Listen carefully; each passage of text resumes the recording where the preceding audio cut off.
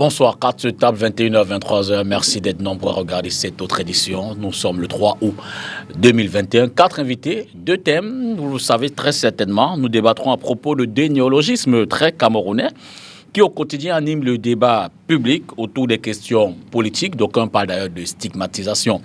Qui est sardinard? Qui est tontinard? Quelle idée véhicule ces mots? Quel impact dans la sphère politique? Y a-t-il lieu de s'en inquiéter outre mesure? Voilà quelques axes du premier thème dont on parlera ce soir. Autre chose, autre fait, l'éducation à la citoyenneté. On pourrait d'ailleurs penser que ce thème découle du premier.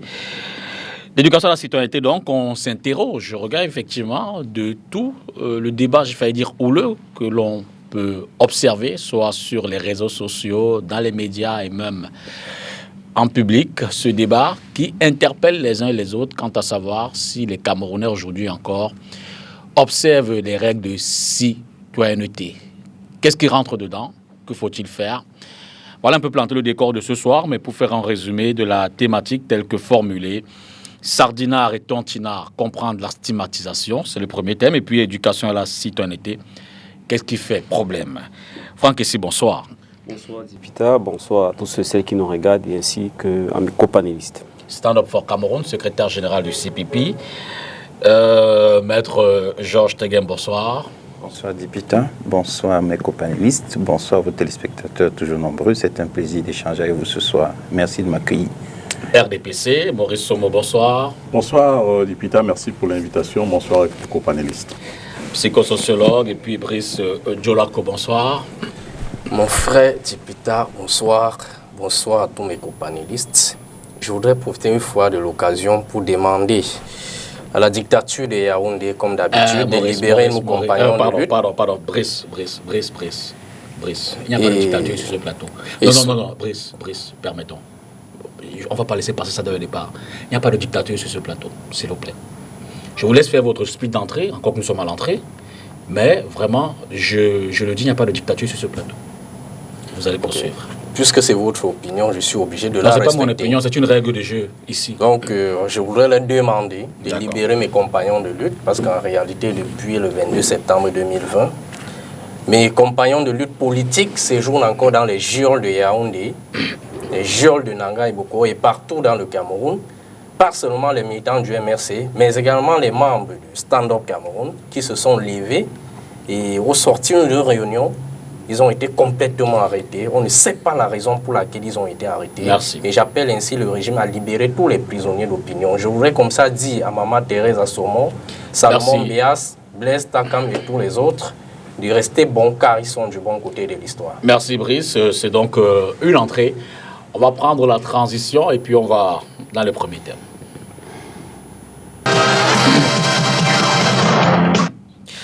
Très sincèrement, cher monsieur, j'aurais eu envie de vous demander d'entrer qui est sardinard, qui est tontinard sur ce plateau. Mais je pense que tel que le débat se produira, d'abord, avez-vous le sentiment, comme l'opinion, comme la plupart de ceux qui en parlent, qu'il s'agit d'une stigmatisation, avant peut-être de revenir sur l'origine, les thèmes, les axes de cette problématique-là. Je commence par le psychosociologue. Pourrait-on parler d'une stigmatisation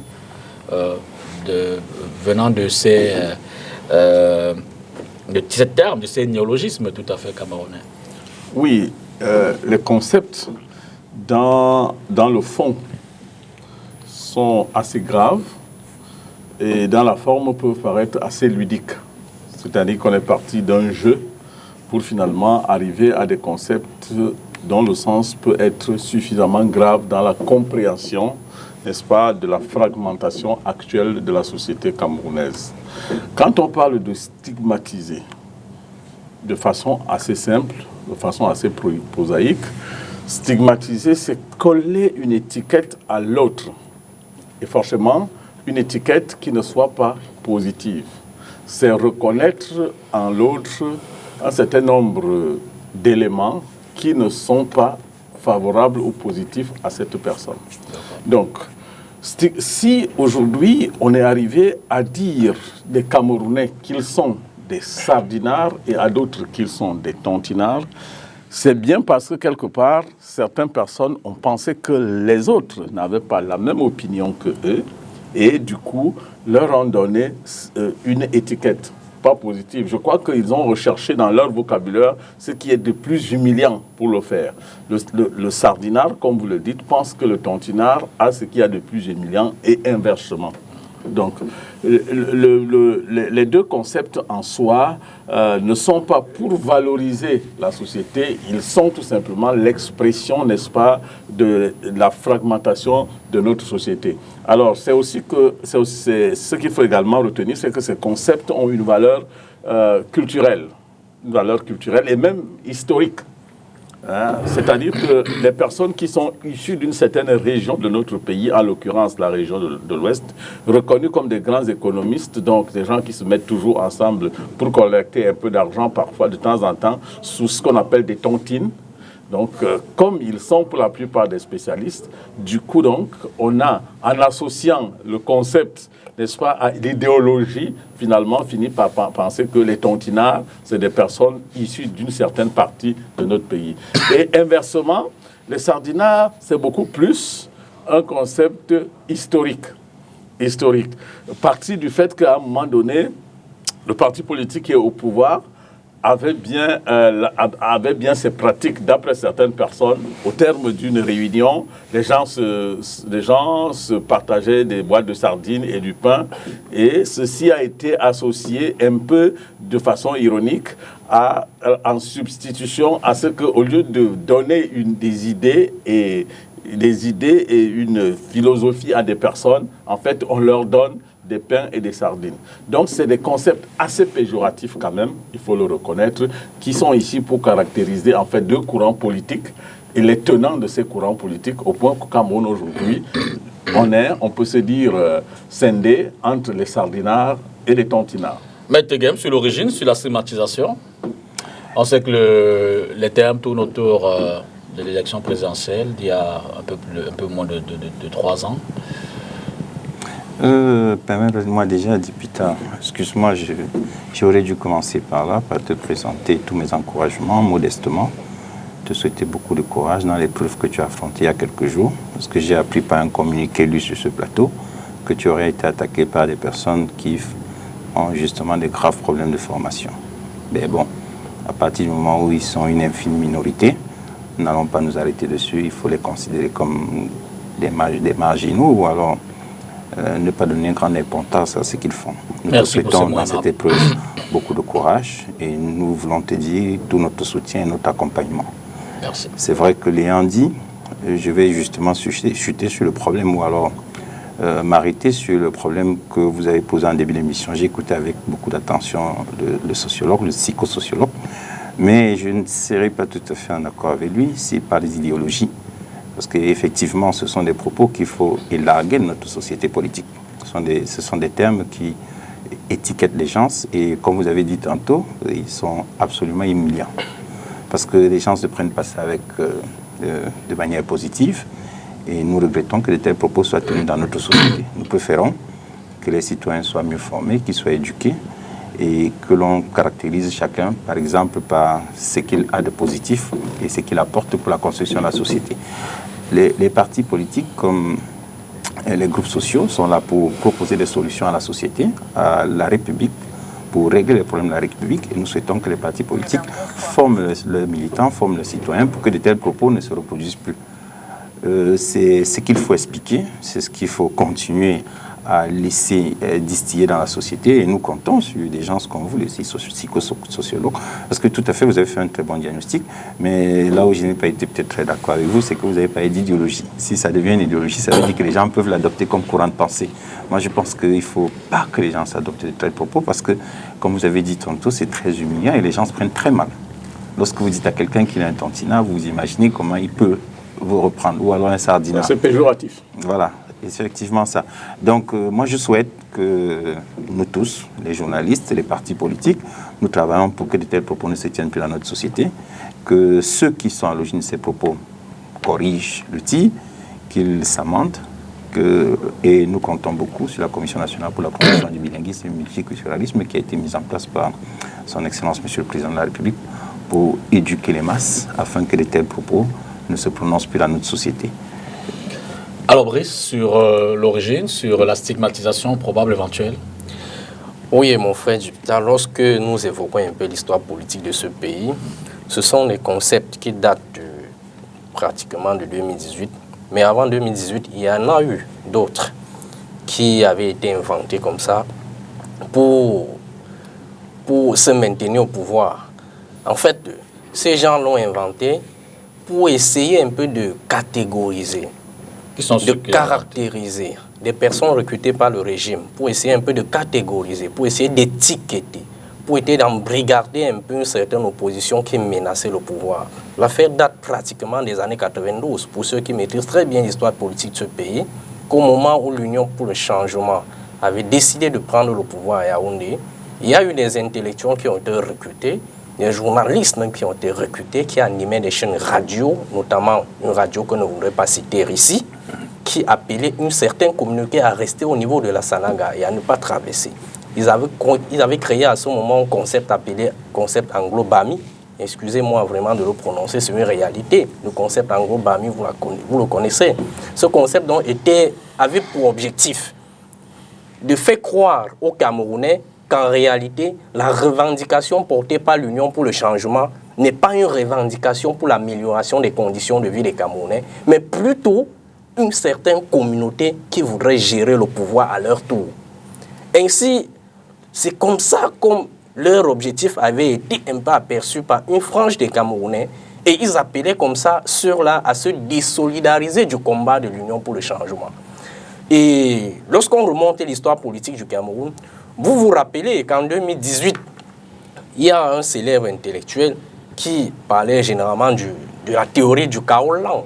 Bien après, il a parlé de la théorie du grand soir.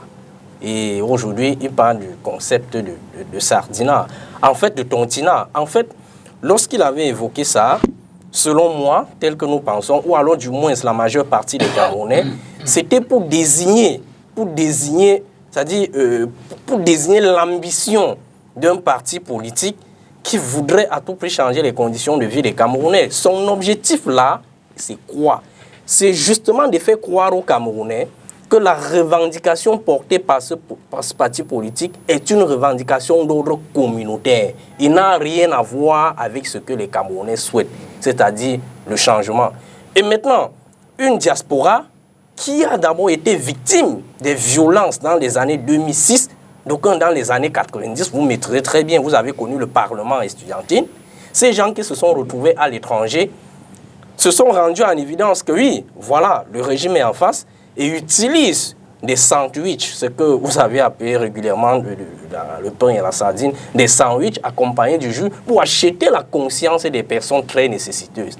Et nous avions été à l'université, ce n'est pas un fait qui date d'aujourd'hui, nous avions vu à l'université où on garde les bus, on tend du pain et de la sardine aux étudiants et puis ils sont embarqués comme ça, comme du bétail, pour aller dans des zones servies de bétail électoral pour voter pour le compte de certains candidats qui sont en quête de poste, en quête de pouvoir et même de décision.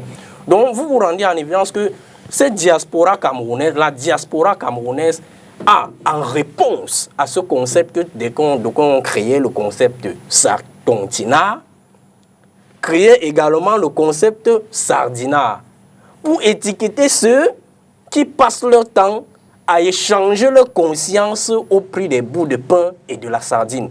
Il faut le dire, ce sont des concepts, ce sont des étiquettes. C'est la diaspora qui a créé Sardina. Oui, parce que nous avions constaté qu'après, la diaspora camerounaise se constituait en une brigade, bon, telle qu'ils appellent en une brigade, et se sont donné le brigade anti-Sardina dans le but soit de conscientiser, soit de lutter contre ceux qui échangent leur conscience pendant la période électorale à des sandwichs. C'est justement comme ça, comme cette affaire s'est suivie. Mais il faut d'abord rappeler qu'il s'agissait là d'une réponse à un concept qui avait été créé, comme je le disais tantôt, pour étiqueter un parti politique qui avait gagné les élections. Donc le but était donc de faire croire à la population qu'il s'agit là d'une communauté qui voudrait gérer le pouvoir à son tour. et n'avaient absolument rien, leurs revendications n'avaient absolument rien avec la revendication des Camerounais. Mais malheureusement, je chute définitivement par là, malheureusement, les Camerounais ne se sont pas laissés distraits par ce genre de concept. Ils ont voté le MRC massivement. Ils n'ont pas cédé à cette affaire où il fallait faire croire aux Camerounais que le MRC était une affaire des Américains. Et ils ont voté le MRC. Donc ils n'ont pas cédé à ce chantage. Sur l'origine, sur la stigmatisation, Sardinard, Tontinard. Non, je crois que l'origine, ça date des 2 dernières années, à l'occasion de l'élection présidentielle, on le sait. Et ce sont des, si vous voulez, variantes nouvelles de la propagande habituelle d'un certain nombre d'acteurs, acteurs politiques, acteurs intellectuels en soutien des dynamiques politiques.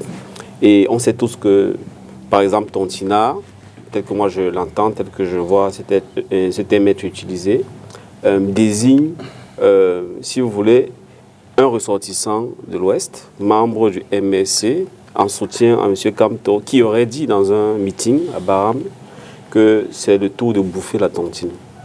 Tu vois bien qu'au métaux conditionnel, c'est bien de le faire ainsi. Non, oui, parce que je crois que je n'ai pas fait un travail scientifique. En fait. D'aucuns disent que c'est le conseiller spécial Albert Zongan qui l'aurait dit. D'aucuns disent que c'est le professeur Boris Kamto. Donc vous comprenez qu'il s'agit d'un flou que les gens entretiennent. Donc c'est une affaire bien préparée pour catégoriser le MRC.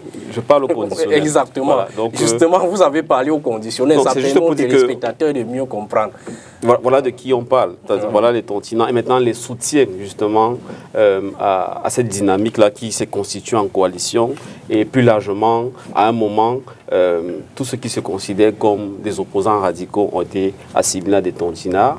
Tandis qu'en face, Sardinard renvoie à des individus de peu d'honneur qui vendent justement leur dignité contre des soutiens à un régime qui n'a plus aucun autre argument que la corruption, que d'offrir des sandwichs. Je pense que c'est là-bas récemment que sont cristallisées ces deux notions. Ce sont des expressions, bien sûr, qui stigmatisent. Ce n'est pas des compliments qui sont faits à l'adversaire. C'est envie de réduire l'adversaire à quelque chose qu'on considère de peu honorable. C'est envie de réduire et de masquer son message politique. Et c'est envie justement d'empêcher aussi le vrai débat sur un certain nombre de choses qui devraient nous concerner. C'est aussi réducteur dans le sens où ça ne traduit pas la diversité du paysage politique. Ça ne traduit pas la diversité des offres et des dynamiques en cours. Parce que vous vous souvenez que si on restait seulement sur l'élection présidentielle, il y avait d'autres acteurs. C'est vrai aussi que c'était été qualifié d'expressions qui ne sont pas forcément des louanges. Je parle par exemple, je crois, le troisième à l'élection, Cabral-Libye, ses partisans étaient désignés de Cabri. Cabri comme le petit du mouton, pour dire que les gens s'en servent. Donc je ne pense pas que ce sont des expressions flatteuses. Et je crois que de façon plus large, ça ne traduit pas la diversité du champ politique en ce sens qu'il y a d'importantes forces politiques qui sont présentes dans les institutions, qui sont hors des institutions, qui se déploient, qui ont un discours, qui ont des propositions différentes de ces deux forces-là ou de ces trois forces-là, mais qui justement ne sont pas toujours représentées lorsqu'on veut réduire le débat politique à Sardinard contre Tontinard. Donc pour moi, j'estime que c'est une régression. C'est une régression dans l'expression de, si vous voulez, politique, parce que je crois qu'on peut combattre un adversaire sans forcément le caricaturer. On peut faire la propagande, c'est-à-dire que la promotion outrageuse de ses idées, sans forcément prêter à l'autre, si vous voulez, une nature qui lui fait perdre sa dignité. Je pense qu'on peut dire par exemple que les partisans du pouvoir, les partisans du RDPC, sont absolument indignes de soutenir un régime qui a conduit le pays sur tous les aspects à la ruine, à la guerre. Et on peut peut-être dire que les partisans du libéralisme communautaire monnaie, voilà, par exemple, c'est une expression un peu plus polie pour dire voilà l'idéologie dont vous vous revendiquez qui n'a jamais pris corps. Et en face, s'appuyant sur les textes, s'appuyant sur le discours officiel, on peut aussi arriver à dire qu'écoutez, vous avez un discours qui ne rassemble pas, qui est d'abord fondé sur une revanche. Voilà, une revanche qui n'est pas un projet qui peut construire dans la durée le pays. Je pense que c'est pour sortir vraiment un appauvrissement de la langue, de l'expression politique, et ça ne traduit pas toutes les dynamiques que nous observons actuellement dans la société. Alors Brice, qu'est-ce qui peut justifier justement, je veux dire, une forme d'accaparement, une forme de possession de ces termes-là par les acteurs, notamment sur les réseaux sociaux, dans l'espace public. Les gens en ont fait vraiment des termes de débat, des arguments pour véhiculer des idées. Qu'est-ce qui peut le justifier aujourd'hui? Justement, je pense que vous êtes en train de vouloir nous faire répéter certains termes ici, mais néanmoins, ce que je pense, ce qui justifie, c'est quoi? C'est qu'à un moment donné, d'aucuns pensent qu'en caricaturant certaines personnes, on est mieux vu. D'aucuns pensent également qu'en décaricaturant certaines personnes, on est également mieux vu. Maintenant, puisque les réseaux sociaux sont arrivés, un milieu où on ne contrôle pas, d'aucuns voudraient également à tout prix contrôler les réseaux sociaux. D'autres également pensent qu'il faille à tout prix distraire les Camerounais de la réalité, comme Franck Essi venait tantôt de dire. Donc, en fait, cette pensée-là est tributaire au régime.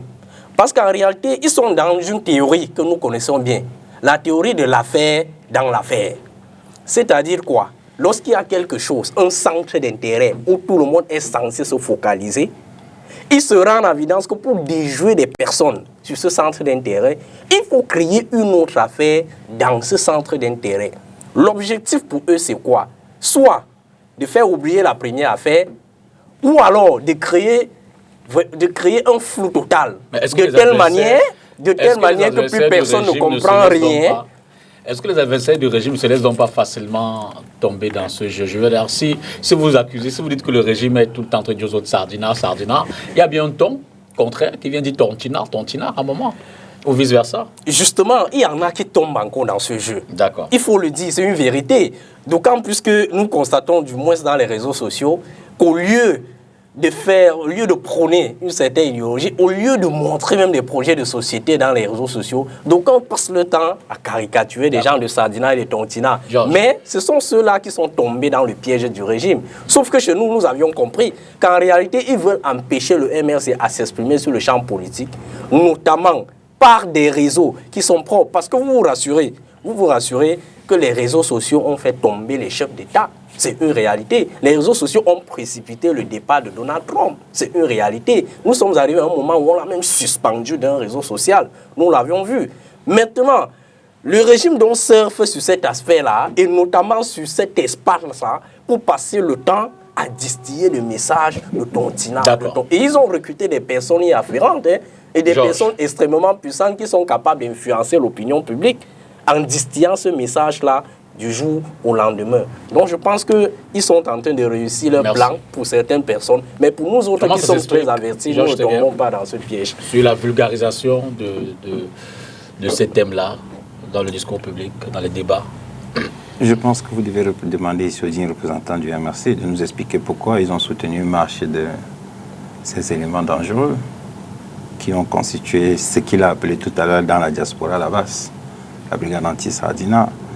Moi, je pense que le digne représentant du MRC sur ce plateau se trompe lorsqu'il dit, par exemple, que la diaspora.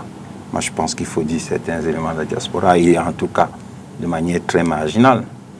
Même si de tels propos sont tenus, moi, j'attends surtout, enfin, nous attendons tous que le MRC les dénonce.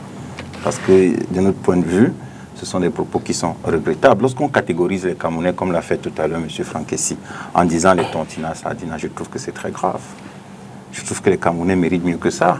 Les Camerounais doivent être catégorisés suivant leur idéologie politique, suivant leur parti politique. Et d'ailleurs, l'opinion en général est personnelle. Elle n'est pas faite pour être portée à la connaissance du public, sauf pour les acteurs politiques qui participent au jeu politique.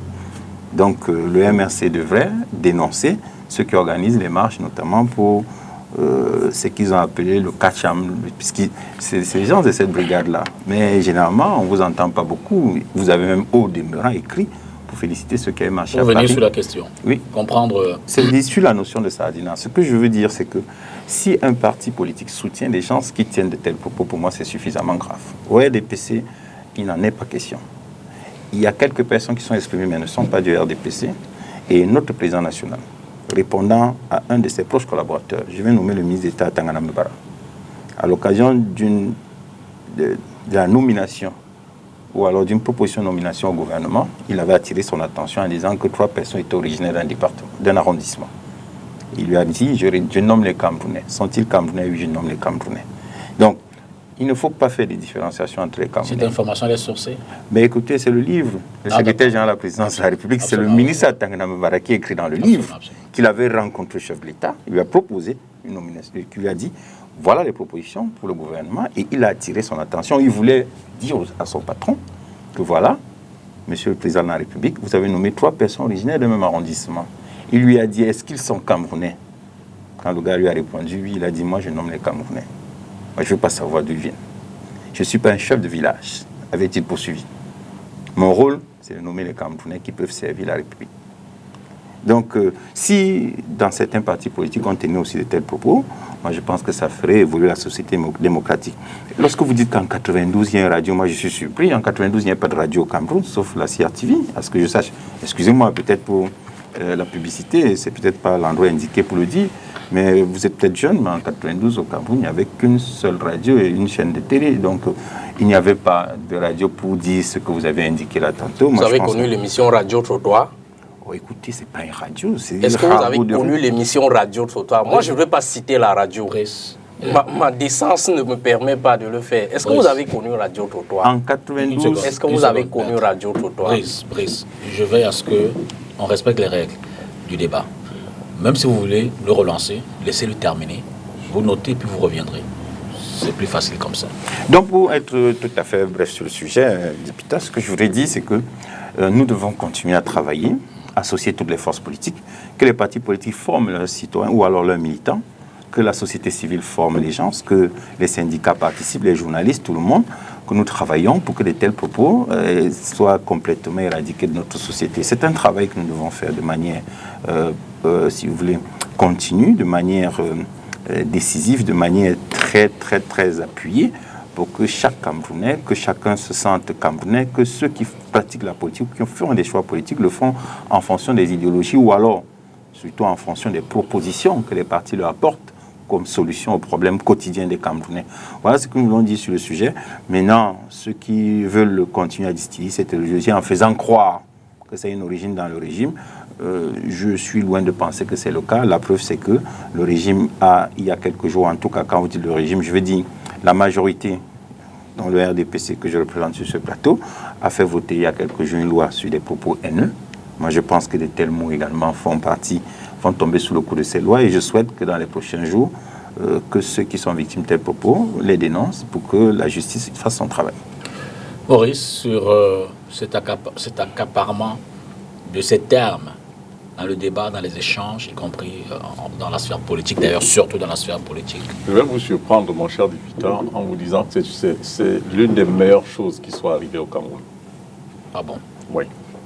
Vous savez, pour ceux qui ont eu l'opportunité de lire, de faire certaines lectures de certains courants de pensée d'Afrique et d'ailleurs, il y a le courant de la négritude. Le courant de la négritude. Ce qui fonde la négritude, c'est que ce n'est pas les Africains qui sont fait appeler nègres. C'est bien le blanc qui a appelé le noir nègre. Alors lorsque Aimé Césaire reprend le concept, il dit « Vous m'avez donné de la boue, j'en ai fait de l'or. » Vous voyez? Et donc du coup, le concept de négritude, qui avait une valeur assez péjorative, qui était à la limite de l'insulte de l'Africain, s'est transformé en un courant positif qui aujourd'hui, disons-le très ouvertement, fait la fierté de l'homme noir à travers le monde, la négritude.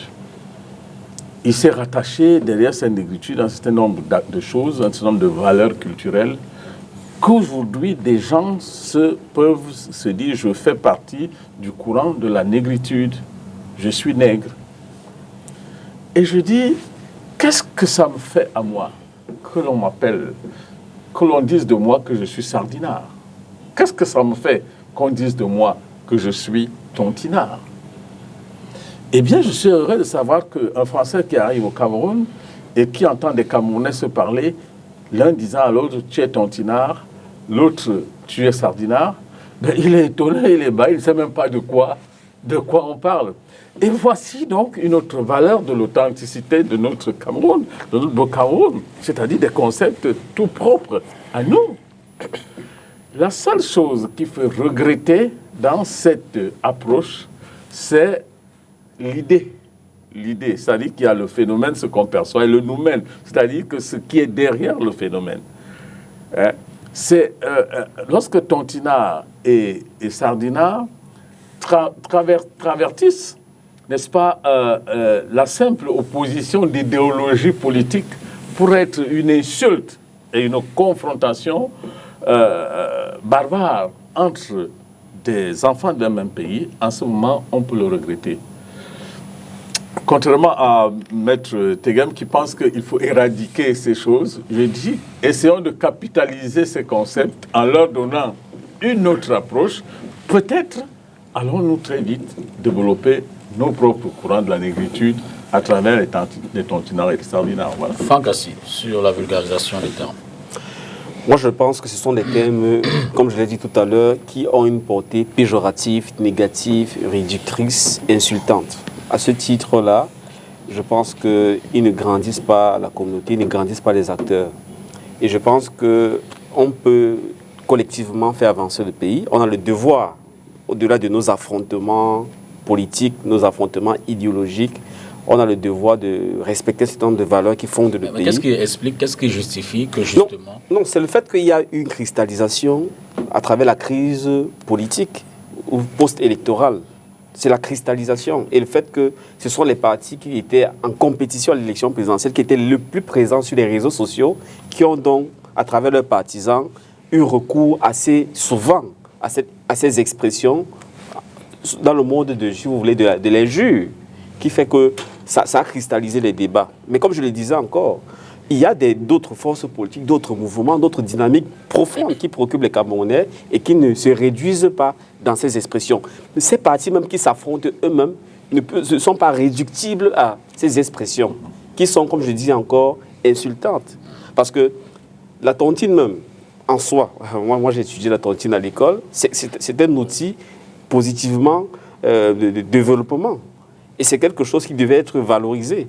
Mais c'est dans l'idée que c'est une revanche communautaire, c'est réduire un parti à une dynamique communautaire qui fait en sorte que ça cristallise un autre visage hideux de la vie dans notre communauté, qui est le tribalisme, qui est aussi l'idée que le pouvoir, c'est la chose de certains, et ce ne sera jamais la possibilité ou l'opportunité d'autres personnes. Je ne sais pas si vous voyez. Donc à travers aussi ces expressions, je crois qu'on a ce qui réjaillit lors des moments de crise au Cameroun, le débat communautaire, le tribalisme, qui est utilisé lorsqu'on ne veut pas débattre des vraies questions, pour diviser, pour empêcher que les dynamiques nationales se constituent autour de ce que j'appelle le pouvoir néocolonial installé depuis les années 60. Donc à ce titre-là, moi je ne veux pas qu'on reste là. Moi je veux que, si vous voulez, vous les journalistes qui êtes aussi des faiseurs d'opinion, nous caractériser pour ce que nous voulons être, ce que nous proposons au pays. Par exemple, si moi, actuellement, dans la phase actuelle de mon combat, moi je me bats pour ce que j'appelle une transition démocratique, une révolution citoyenne. Appelez-moi un révolutionnaire citoyen. Par exemple, mon équivalent en France, c'est ce qu'on appelle le mouvement des insoumis. Je ne sais pas si vous voyez. C'est une nouvelle gauche qui s'efforce d'utiliser toutes les palettes de la mobilisation sociale et politique pour imposer une refondation des institutions. Moi, je préfère être qualifié. Quand je lis le programme de M. Kamto, c'est un social-libéral. Peut-être il peut donner une notion, un mot camerounais, d'une expression camerounaise pour se désigner. Et je préfère qu'on dise, qu'on invite les tenants de ce social-libéralisme-là. Quand j'écoute M. Cabral, je vois fédéralisme communautaire. Donc, c'est préférable comme ça parce que... On ne peut pas créer des concepts typiquement camerounais. Je veux dire, utiliser les concepts d'emprunt.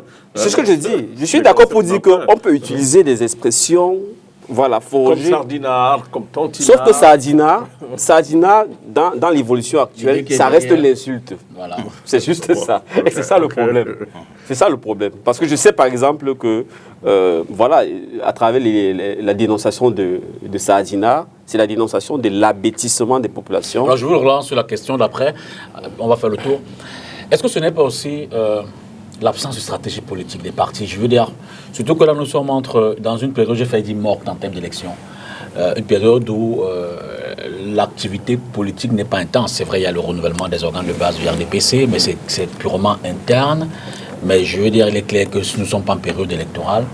Est-ce que cette phase-là, les partis n'ont-ils pas suffisamment de mal à l'entretenir, à passer des discours ou alors des messages à leurs militants, à l'opinion, mais veulent quand même rester dans l'actualité, au-delà des partis, des hommes politiques, veulent rester dans l'actualité et utilisent donc toutes les armes qui peuvent, comme ça, susciter...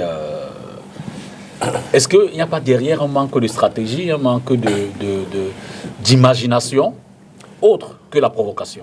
Non, je ne pense pas. Je pense que, premièrement, ces expressions, peut-être je n'ai pas la même perception que vous, sont moins utilisées actuellement qu'il y a quelques mois, il y a quelques années, en plein moment de l'élection présidentielle, au lendemain du contentieux électoral. Première chose.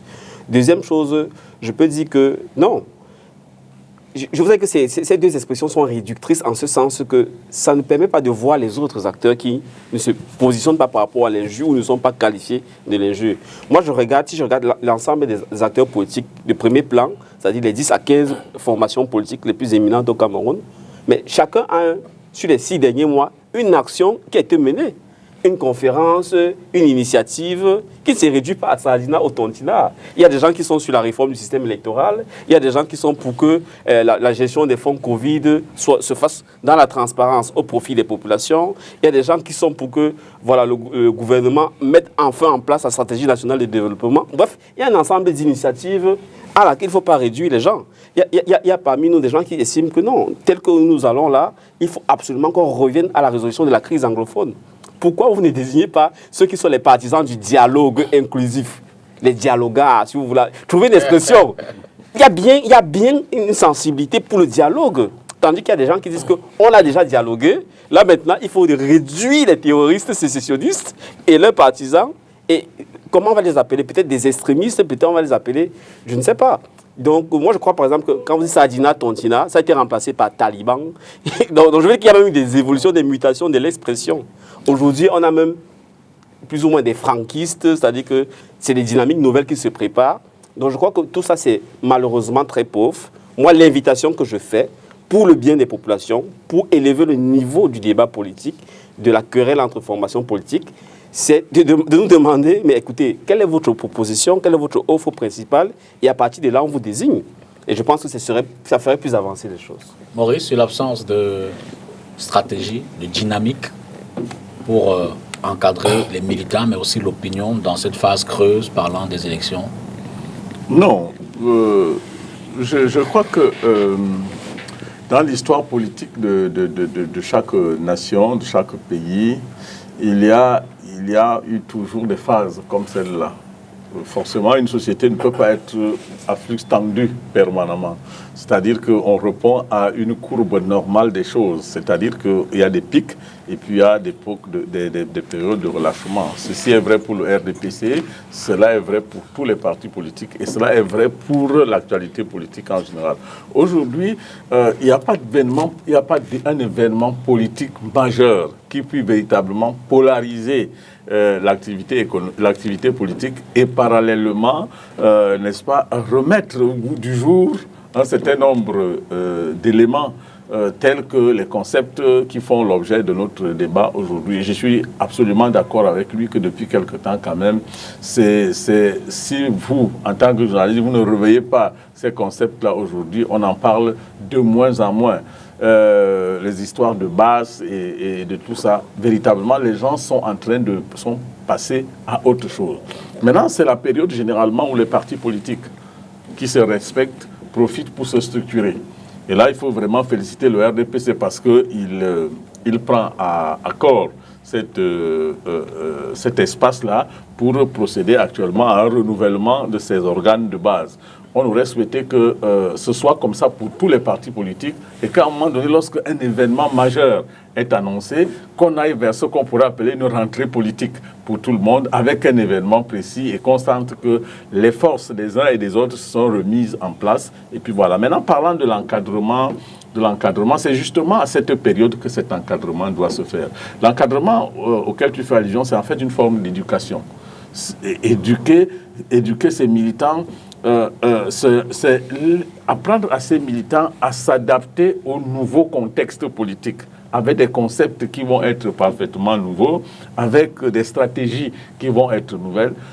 Il y a que chaque parti politique devrait avoir une forme d'académie, une académie dans laquelle ces militants se forment, dans laquelle les militants sont initiés à l'idéologie du parti. Je suis désolé de savoir parfois, quand on regarde sur certains plateaux de télévision, des gens viennent parler d'un parti politique et tu as l'impression qu'ils n'en maîtrisent véritablement pas les fondements. Ceci est vrai pour tout le monde, hein, ici sans retenue. Bon, je ne voudrais pas dire qu'il y en a qui soient plus aguerris que l'autre de façon pour éviter moi-même d'être stigmatisé tout de suite sur ce plateau.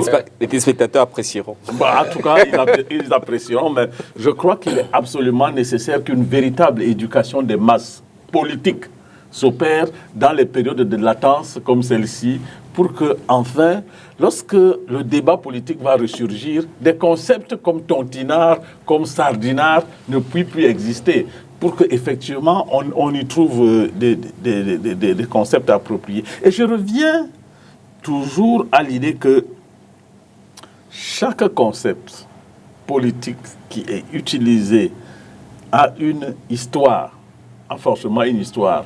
Et je suis désolé de dire que tous ces concepts n'ont pas toujours une histoire propre. Souvent, c'est des concepts qui naissent justement de ces joutes et qui en réalité partent de quelque chose parfois qui n'est pas assez propre.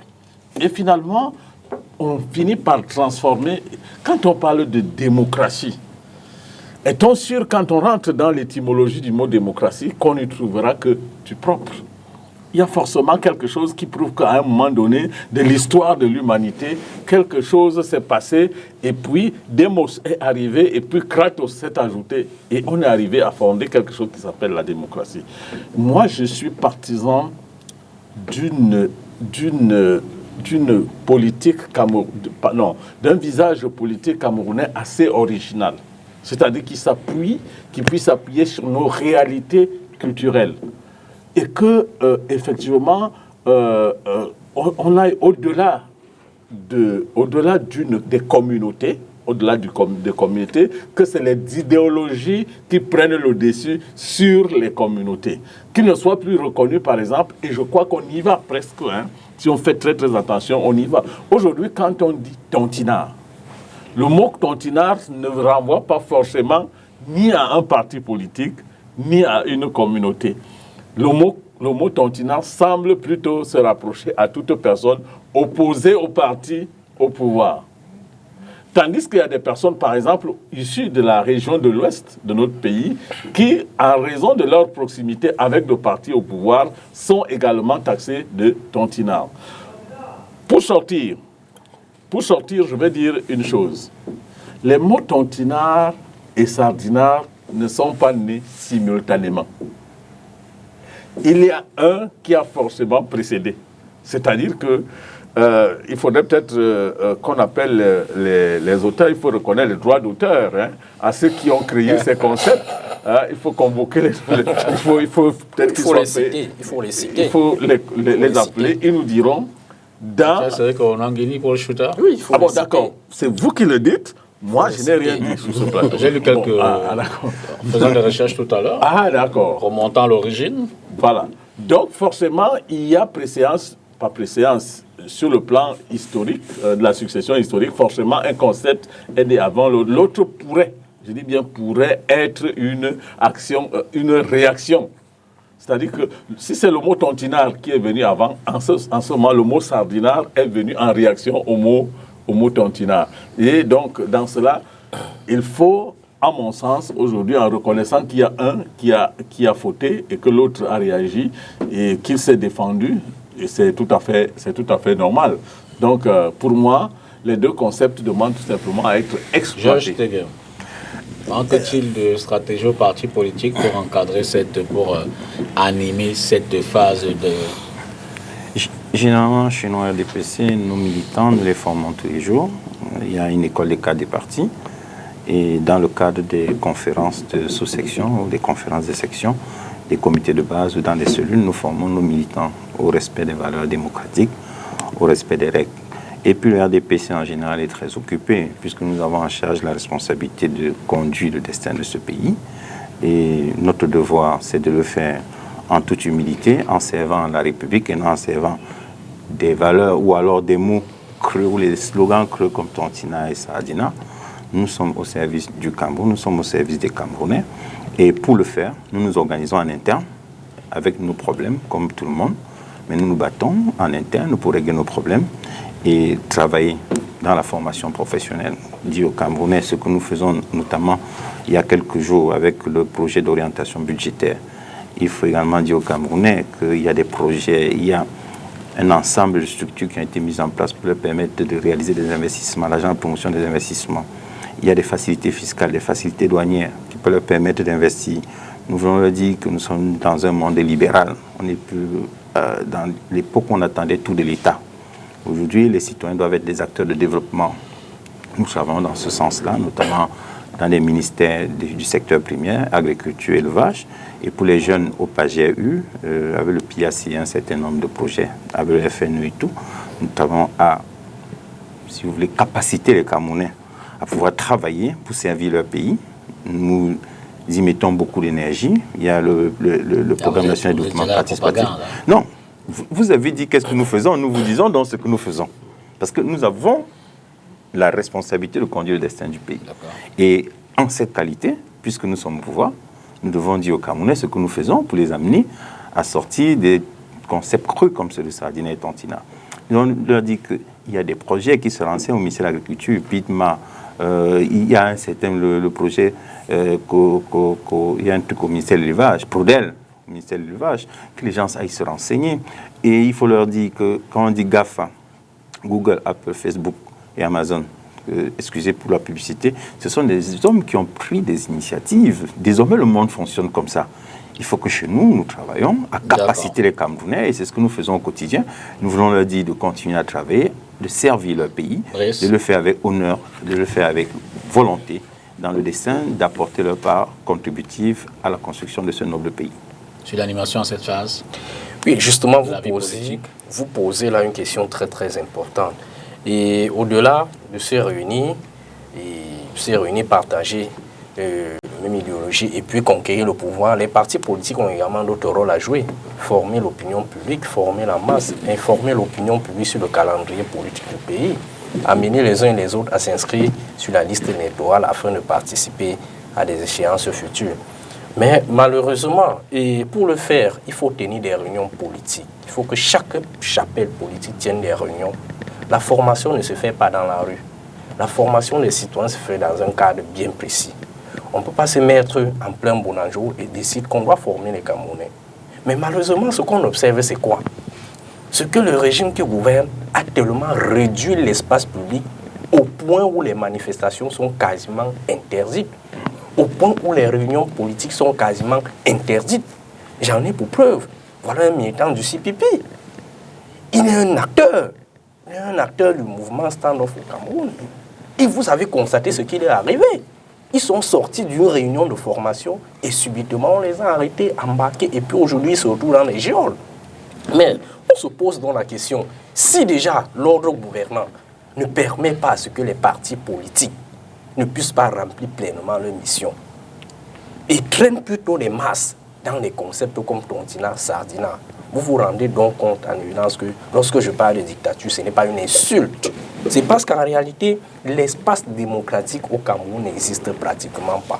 Donc, on va vous dire qu'il y en a, il y a 300, 325 partis politiques, il y a des médias, chacun est libre de s'exprimer, sauf que même bien plus lorsque vous exprimez, c'est pour appeler à un changement, à une modification de quelque chose, parce que ça ne va pas. Mais malheureusement, lorsque vous venez sur les grands plateaux comme ceci, vous parlez, vous donnez votre opinion, vous n'êtes même pas sûr de retourner chez vous étant en parfaite santé, parce que justement la violence est en face. Dans ce contexte, monsieur Dipita, comment est-ce que nous devons former les masses? Dans un contexte où vous ne pouvez pas louer un cadre, aménager un cadre qui peut contenir plus de 300 personnes et leur former, comment est-ce que vous allez le faire? Puisque le lendemain, 7 jours avant, vous allez déposer un récépissé de manifestation publique, le sous-préfet ou alors l'autorité administrative va attendre 2 jours, c'est-à-dire 48 heures, et vous sommet à une interdiction de manifester. Les 2 jours qui vous restent ne vous permettent même pas de saisir le juge administratif. Vous vous rendez compte que ces personnes ne voudraient même pas à tout prix à ce que les partis politiques fassent le travail qui est le leur. Donc, si le régime comprenait effectivement que les partis politiques ont d'autres missions au-delà de la conquête et l'exercice du pouvoir, nous n'en serons pas là. C'est ce qu'on demande depuis les années 90, le retour du multipartisme. Nous demandons à ce que l'ordre gouvernant libère l'espace politique, à ce que l'ordre gouvernant démocratise la communauté, à ce que l'ordre gouvernant démocratise la société, au point où chacun serait libre d'exercer ses droits. Rappelez-vous, aujourd'hui on parle de la formation, que des jeunes vont dans les affaires qui ne sont pas aussi normales, mais posez-vous la question pourquoi? Où sont ceux qui sont censés les former? C'est justement parce qu'ils ne peuvent pas. Donc je souhaite que Maître Tegen dise à son champion qu'il faille libérer l'espace politique. Il faut laisser les associations, partisanes former leurs militants. Parce qu'actuellement, chez nous, au MRC, nous avions une Académie nationale de la Renaissance. Mais posez-nous la question, où est-ce que vous allez former vos militants? Du moment où une simple réunion, comme vous avez vu à Ebolo, a été interdite, les cadres du MRC ont même failli faire la prison pour une réunion politique.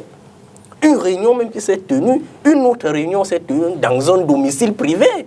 Ils ont été arrêtés. Le professeur Alain Foguet subit aujourd'hui pour son opinion politique. Mais où est-ce que nous allons? Libérer l'espace politique et puis on va former les militants. C'est aussi simple que ça.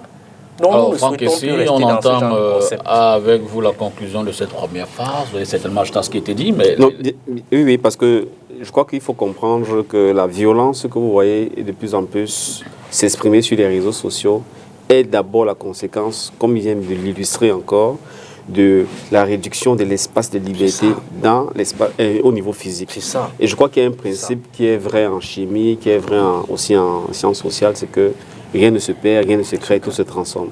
Celui qui rend impossible une révolution pacifique rend inévitable une révolution violente.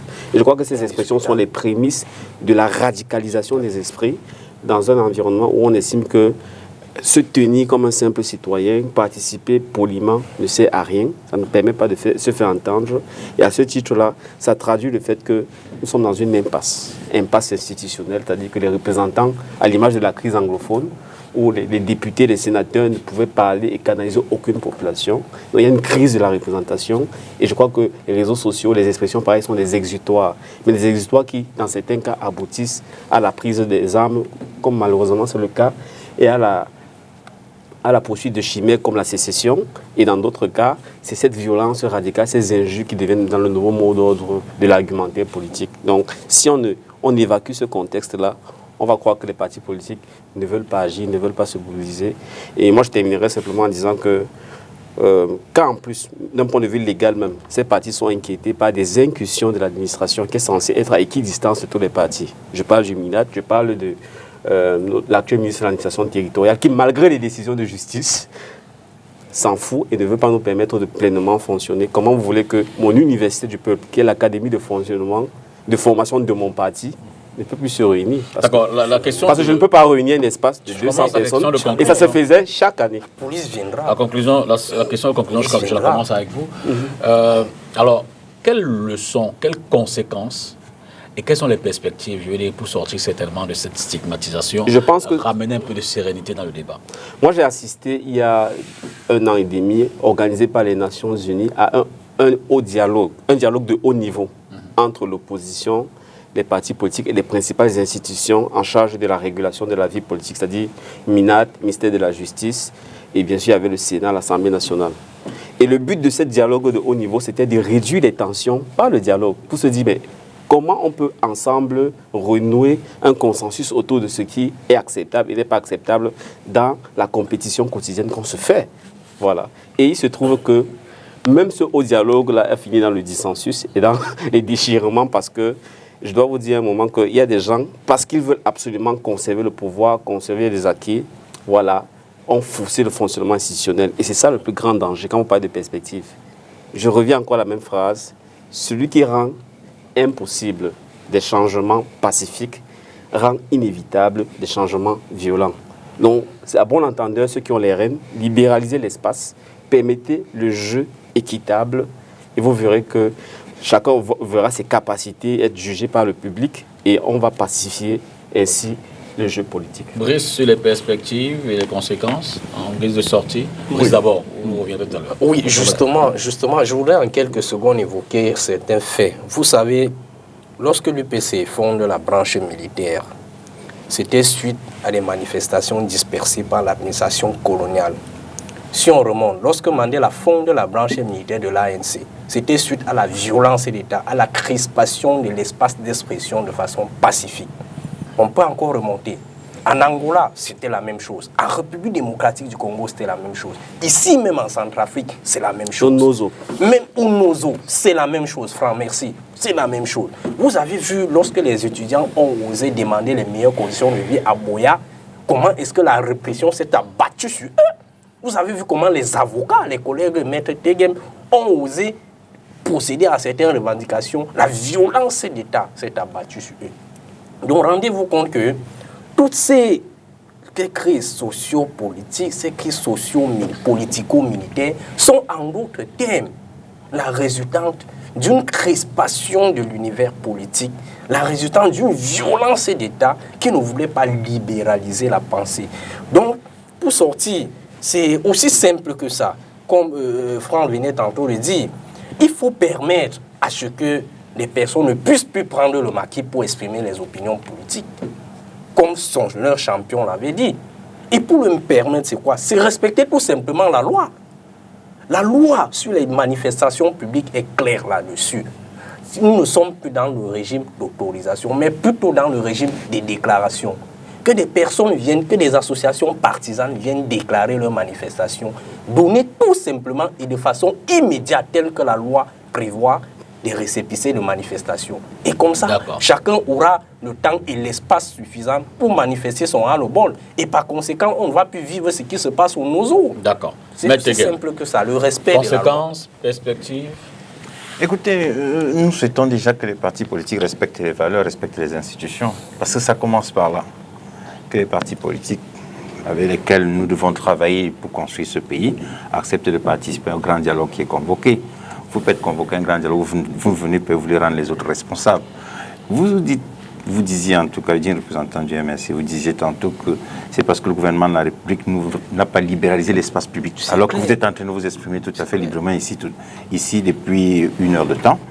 Et je veux bien comprendre que ce soit le gouvernement de la République, mais je ne comprends pas pourquoi le gouvernement suisse aussi. Vous voyez qu'il y a un problème dans ce que vous... Parce que, voyez-vous, le débat public, moi, je n'ai pas la prétention de vous faire la leçon parce qu'on est en démocratie, vous avez justement le droit de vous exprimer.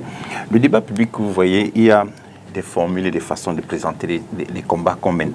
Vous ne pouvez pas vous attaquer à une institution.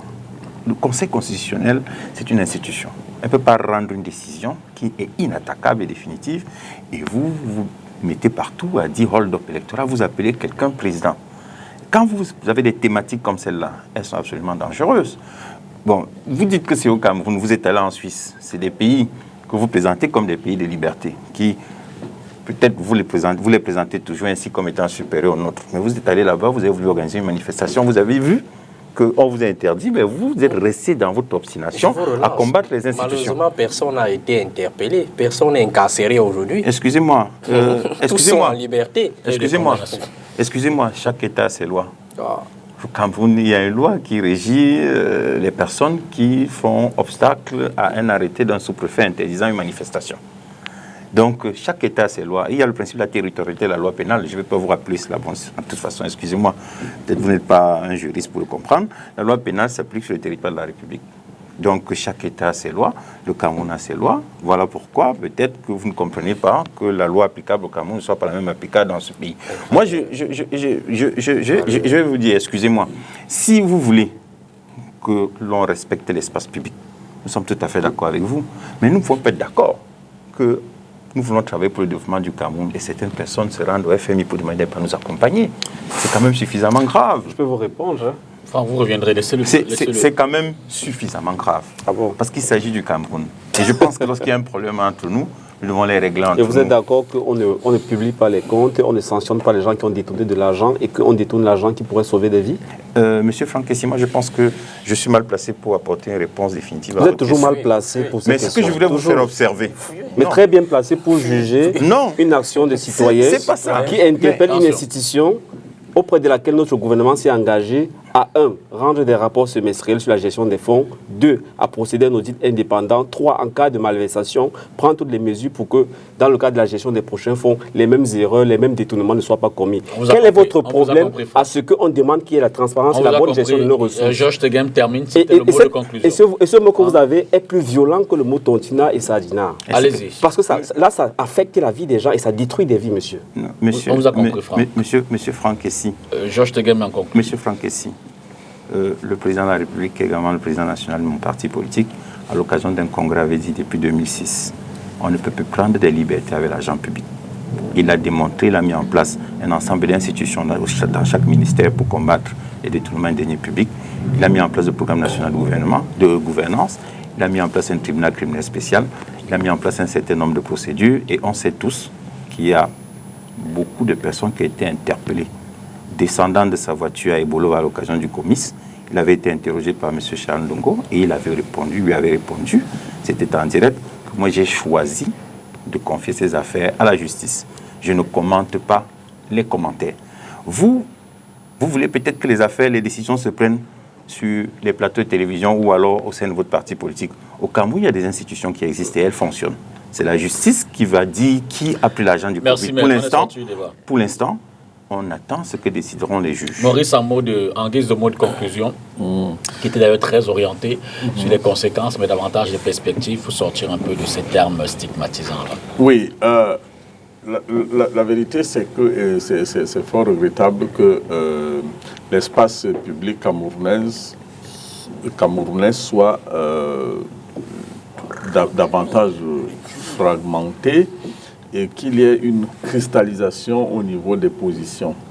Et ce qui va rendre très très difficile la cohésion et, si vous voulez, le vivre ensemble que nous voulons tous prôner et vers lequel, n'est-ce pas, pour lequel nous souhaitons vivement que cela soit une réalité. Et vous voyez, lorsque dans une société, des gens parviennent à recourir à la stigmatisation, ça veut dire que quelque part, il y a forcément des gens qui ne sont pas contents. Des gens qui ne sont pas contents. Et la bonne question, qui pourrait nous faire donc sortir de là, c'est pourquoi les gens ne sont-ils pas contents? C'est-à-dire que dans une communauté, il y a des gens qui ne sont pas contents, forcément, il faut qu'on sache ce qui les ennuie. Je pense que nous sortirons de ce malaise et nous en sortons déjà, à mon sens. Il y a le concept dialogue qui revient tout le temps et qui est revenu à plusieurs occasions. Il y a le grand dialogue national qui a été une opportunité exceptionnelle pour les Camerounais de se retrouver, de se parler. Ça a déjà été une première chose. Bon, maintenant, une certaine frange de la population estime que ce dialogue n'est pas suffisant, qu'il faut refaire un autre dialogue. Je crois que ceux qui organisent les dialogues savent que si c'est nécessaire, en temps utile et opportun, un dialogue sera sûrement organisé à nouveau. Mais le véritable problème va rester donc celui du partage du gâteau national. C'est le véritable problème. C'est-à-dire qu'il y en a qui pensent qu'ils sont lésés manger jusqu'à présent. Voilà. Il faut qu'on arrive donc à manger ensemble. Il faut qu'on arrive à manger ensemble.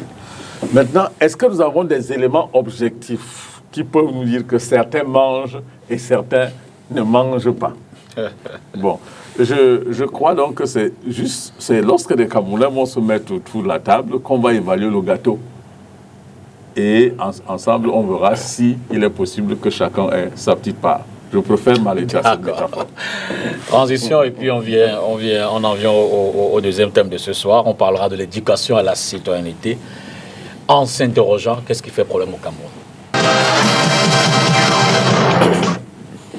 Civisme, civilité, solidarité, les 3 valeurs représentatives de la citoyenneté. Que pensent les panélistes sur le plateau? Quelles sont les observations que l'on fait? Quelles en sont les causes? Quelles en sont les conséquences? Comment peut-on en sortir? Maître Tegueb. Écoutez, j'insiste beaucoup sur la formation et l'éducation des masses. Je le dis sans arrêt, je le dis à chacune de mes interventions. Parce que la politique ne nourrit pas un pays. C'est faux de le dire. Pour que les citoyens d'un pays se sentent à l'aise, les citoyens doivent travailler pour produire et pour créer la valeur ajoutée. Et le devoir de l'État, c'est de mettre à la disposition des citoyens un certain nombre d'outils, notamment en matière de facilité fiscale, de facilité douanière, de facilité juridique. Et moi, je pense qu'au Cameroun, pour le moment, il y a un certain nombre d'outils qui sont mis en place. Tout à l'heure, le psychosociologue parlait du dialogue. Et je voudrais dire qu'après le dialogue, le président de la République a dit que c'est un processus qui se poursuit. Si un citoyen a quelque chose à dire, rapprochez-vous des institutions. Dans le NOS, on a mis en place ce qu'on appelle le Independence Mediator. Et on a mis un médiateur indépendant. Et dans les régions comme celle du littoral, il y a les autorités, les gouverneurs, les préfets, les présidents du conseil régional. Il y a même les conseils municipaux qui sont avec vous dans les quartiers. On peut se rapprocher d'eux lorsqu'on a un certain nombre de problèmes pour les poser et trouver des solutions de proximité. Maintenant, si quelqu'un veut investir, soit parce qu'il veut créer une entreprise, on a mis en place un centre de formalité de création d'entreprise. C'est une facilité qu'on a mis à la disposition du grand public qui voudrait créer une entreprise. On a mis en place au niveau du ministère de l'Agriculture un certain nombre d'organes. Et à titre de fonds de contrepartie, il me semble que l'État a mis à la disposition certaines banques des fonds pour permettre de financer ceux qui veulent investir dans l'agriculture. Le problème, c'est que les gens ne se renseignent pas. Moi, je pense que si chaque citoyen, si chaque Camerounais sait où il peut trouver la richesse, il vaut mieux s'y orienter. Parce que c'est le devoir de l'État, c'est de mettre en place, notamment en matière de déficit énergétique, parce qu'il y a aussi des problèmes qui sont du devoir de l'État. Il faut combler le déficit énergétique, nous y travaillons tous, et j'ai vu qu'on est en train de construire également un barrage à Nachigal. Moi, je pense que c'est dans ce sens qu'il faut aller, et on est en train de développer les infrastructures de transport, notamment sur le plan ferroviaire. Moi, je vois des accords qui sont signés pour faciliter le trafic vers Kribi. Il y a un port qui a été mis en place. Tout cela, c'est un ensemble de mesures qui sont prises pour faire en sorte que les citoyens comprennent que le thème manger ensemble, ce n'est pas s'asseoir autour d'une table et manger. C'est nous qui devons travailler pour créer la richesse dont la valeur ajoutée qui va permettre à notre balance commerciale de s'améliorer, notamment avec les APE. C'est une opportunité pour notre pays.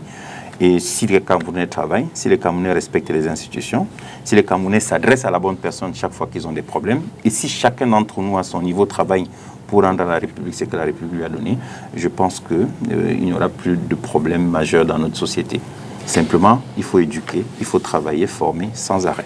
Alors Brice, sur 2 aspects relativement à la citoyenneté, notamment le civisme, on l'observe tous les jours, le simple respect des feux de signalisation, feu rouge, feu vert, c'est devenu un problème. On voit comment la police municipale, par exemple, ils se rond-point tous les jours, chasse les mototaximens ou alors leur demande de rejoindre le point réservé à leur embarquement, débarquement, les transporteurs en commun également. Bref, au quotidien, on voit dans les rues des gens qui jettent les morceaux de papier au sol. Ces questions simples de citoyenneté, qu'est-ce qui peut d'abord justifier qu'on en soit arrivé là, au point de menacer d'interpeller des gens pour des simples questions d'hygiène d'ailleurs locale? Bien. Lorsque nous étions en stage, nous étions en formation à l'École supérieure des sciences techniques, l'information et la communication, où j'ai eu l'honneur d'en faire 6 mois, nous avions eu des modèles, comme le professeur Sosten Médal qui nous enseignait l'économie des médias. Quand nous étions au lycée, on voyait des personnes comme Dipita Tongo, on rêvait être comme Thierry Ngongan, notre ancien collègue. On parlait d'Antoine Maringo, non? On parlait du professeur Maurice Kamto comme étant l'un des plus grands juristes au monde. Il y avait des auteurs, des Camerounais, mais aujourd'hui, on n'a plus de modèle. Vous pouvez être sur le plateau avec quelqu'un et 2 jours après, vous le trouvez, autant pour moi, dans des questions de mœurs. Vous le trouvez dans des questions inadmissibles. Vous le trouvez dans des situations où vous n'avez jamais souhaité le rencontrer. C'est ça le manque de modèle. Les jeunes n'ont plus de repères. Et encore, si vous vous souvenez bien, en 2017, nous avions mené un combat sur le plan de l'éducation parce que le régime actuel avait autorisé un ouvrage, un manuel scolaire qui enseignait de la pornographie. Je parle sur le contrôle du moyen, qui enseignait de la pornographie.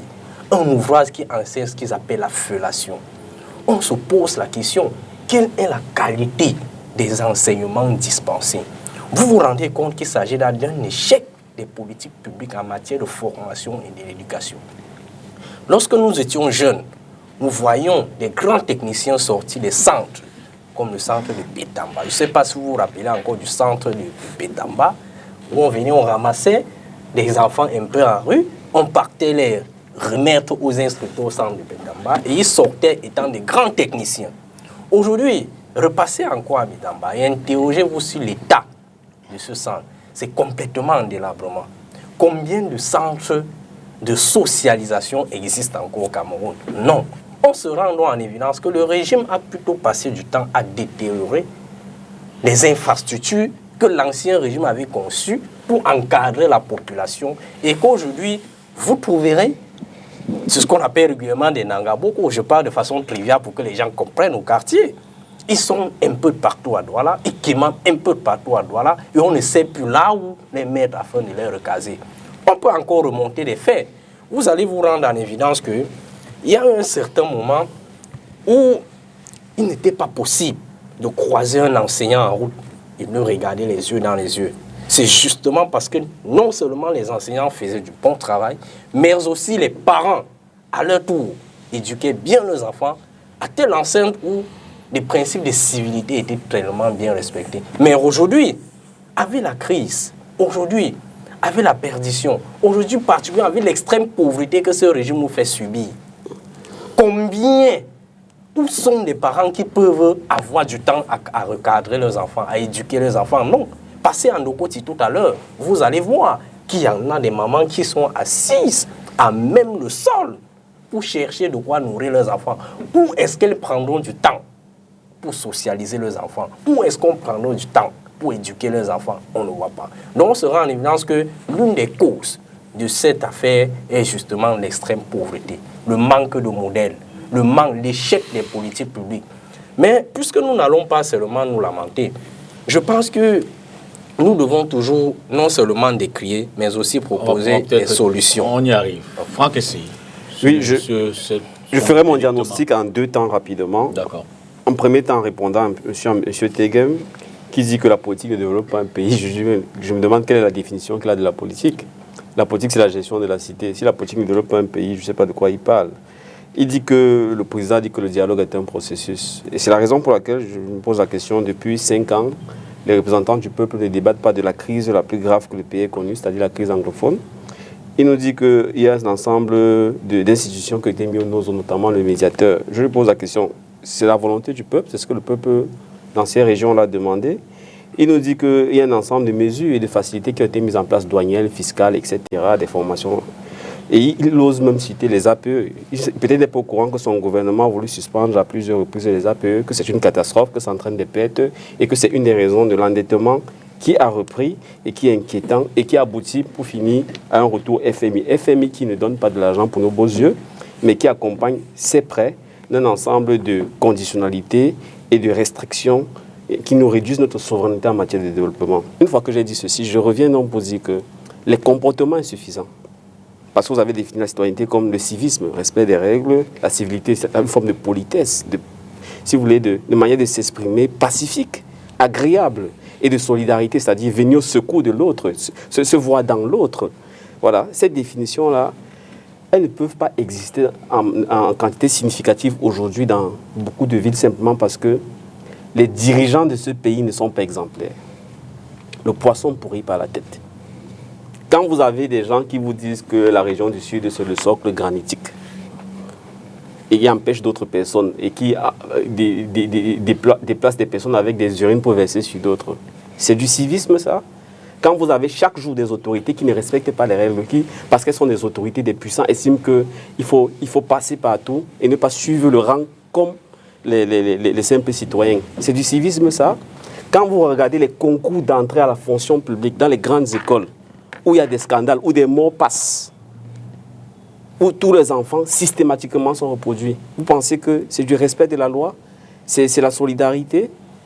Moi, je pense qu'on ne peut pas demander à une population de se comporter de façon exemplaire lorsque tous ceux qui sont en charge de lui montrer l'exemple, de lui montrer la direction, de mettre en place l'environnement incitatif et punitif, eux-mêmes se dérobent à la loi. Donc pour résumer, c'est revenir à la maison. C'est comme si dans une maison, les enfants ne se comportent pas bien, ont un comportement inacceptable et on ne regarde pas qu'est-ce qui a été mis en place comme système éducatif, qu'est-ce qui a été mis en place comme système de dialogue entre les parents et les enfants et qu'est-ce qui a été mis en place comme système d'accompagnement des dérives lorsqu'elles existent. Et on se dit, non, est-ce qu'on va réfléchir en disant tout le monde doit changer de mentalité? On va revenir aux solutions? Non. Autant on dit le poisson pourrit par la tête, on dit aussi qu'on balaie l'escalier par le haut. Donc si vous voulez espérer que vos enfants eux-mêmes commencent à apprendre à 18 heures, faire leurs devoirs, dresser leur lit, se comporter, vous-même en tant que parent, vous devez être là, montrer l'exemple, ne pas être au bar, surveiller. Et je termine en disant que l'exemple est tellement important, il ne faut même pas faire tellement de dissertation sur cette affaire de citoyenneté que prenez l'exemple malheureux d'un de vos collègues qui est un exemple en termes de parcours. Je parle de l'affaire pendante de M. Kamussi. Non, non, excusez-moi, non, je ne sais pas pour stigmatiser, je veux montrer. Non, Franck. Non, s'il vous plaît, non. Notre exemple. Non. C'est très important. Non, Franck. Je ne vais pas citer son nom, mais je vais donner l'idée. Non. Allez-y, laissez-moi terminer. Non. Prenons notre exemple. Non. Pourquoi? Parce que je le demande. Pourquoi vous me demandez? Parce que je le demande. Je ne veux pas qu'on en parle. Simplement, c'est une affaire pendante, vous le dites. Je ne suis pas en train de le juger. Je suis en train de dire que regardez l'image. Non. Regardez l'image. Maurice, vous allez prendre la parole. Non, quelqu'un se présente comme exemplaire. Non. Son parcours est raconté dans un livre. Vous faites un au-dessus de la ceinture. Non, ce n'est pas encore au-dessus de la ceinture. Mais si. Mais ça fait partie de nos icônes. Je le dis encore, je ne le dis pas parce que je suis plus parfait que lui, je le dis simplement que nous, on doit faire attention. On fait attention. Que quand nous disons une chose et nous pratiquons le contraire, ça a des conséquences sur ceux qui nous regardent. Nos actes parlent plus fort que nos discours. Je sais pas ce que je veux dire. Est-ce que le dire, c'est condamner quelqu'un? Vous le dites bien, mais c'est une illustration. C'est ça le but. La phrase que j'ai utilisée là, elle est très... Monsieur le professeur d'université, lui comprend la phrase. Elle est subtile, elle est bien dit, en bon français. Oui, mais quand je prends l'exemple, vous dites que... Non, Maître Tegem est un grand avocat.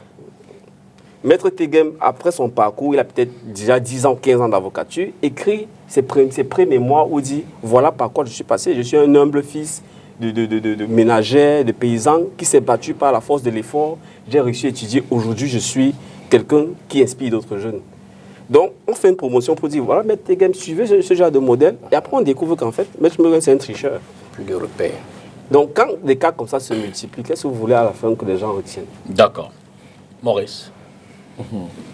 Non, je crois qu'il y a le problème de la citoyenneté est au moins un aspect de notre société qui devrait échapper au contrôle des chapelles politiques. Je crois que s'il y a un aspect de la vie de notre société où tous les Camerounais devraient être d'accord, c'est sur la notion de citoyenneté. Si, dans l'approche la plus simpliste, la citoyenneté suppose simplement l'appartenance à un pays, eh bien, tous, autant que nous sommes ici, nous voulons d'abord nous reconnaître à ce pays et comme étant des citoyens de ce pays. En tant que tel, nous sommes soumis au respect des mêmes lois. Nous sommes soumis au respect de la même culture. Nous avons un certain nombre de choses, un certain nombre de valeurs qui nous sont communes. Ne serait-ce que pour ça, la notion de citoyenneté ne mérite pas de faire débat. Mais si cette notion fait débat, c'est que quelque part, il y en a qui passant outre cette appartenance, n'est-ce pas, vont en quelque sorte se comporter comme si ils ne se reconnaissaient pas de ce pays. Voilà là où le problème commence à naître. De façon assez simple, Monsieur le député, tout à l'heure, vous avez évoqué un certain nombre d'attitudes et de comportements de certains de nos concitoyens qui font qu'à un moment donné, nous avons peur qu'ils ne se sentent pas à l'aise chez eux, ils ne sont pas chez eux. Un peu comme si vous avez un habit propre qui est blanc et qui vous appartient, vous le mettez au sol et vous le mettez à le piétiner, sachant que demain vous serez amené à le porter. Comment cela est-il possible? Voilà. Je pense que c'est une notion, la notion de citoyenneté demande qu'on ne l'aborde pas sur l'aspect politique, qu'on l'aborde, excusez-moi, peut-être sur l'aspect, je vais y arriver, l'aspect psychologique.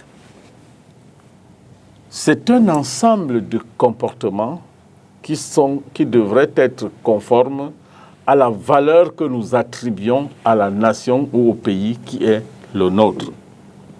Alors, si aujourd'hui il y a des écarts d'attitude et de comportement, il est important de s'interroger et de se demander pourquoi en arrive-t-on là? Quelqu'un ici a parlé d'un modèle identificatoire. D'autres ont parlé du système éducatif qui peut être défaillant. Oui, l'un et l'autre peuvent être interrogés. Mais cela ne suffit pas. Cela ne suffit pas.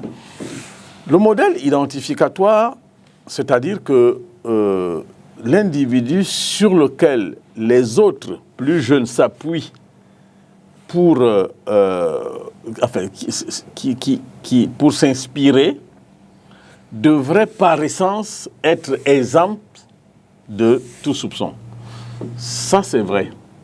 Mais une société ne se bâtit pas sur des modèles identificatoires. Une société s'invente de façon continue. En d'autres termes, ce n'est pas parce que votre père a été mauvais, que vous l'avez vu mauvais, que vous allez justifier le fait que demain vous soyez mauvais parce que votre père était mauvais. La société doit se réinventer. Or, votre capacité, votre identité à vous, c'est d'aller au-delà de ce que votre père n'a pas su bien faire et que vous faites autrement.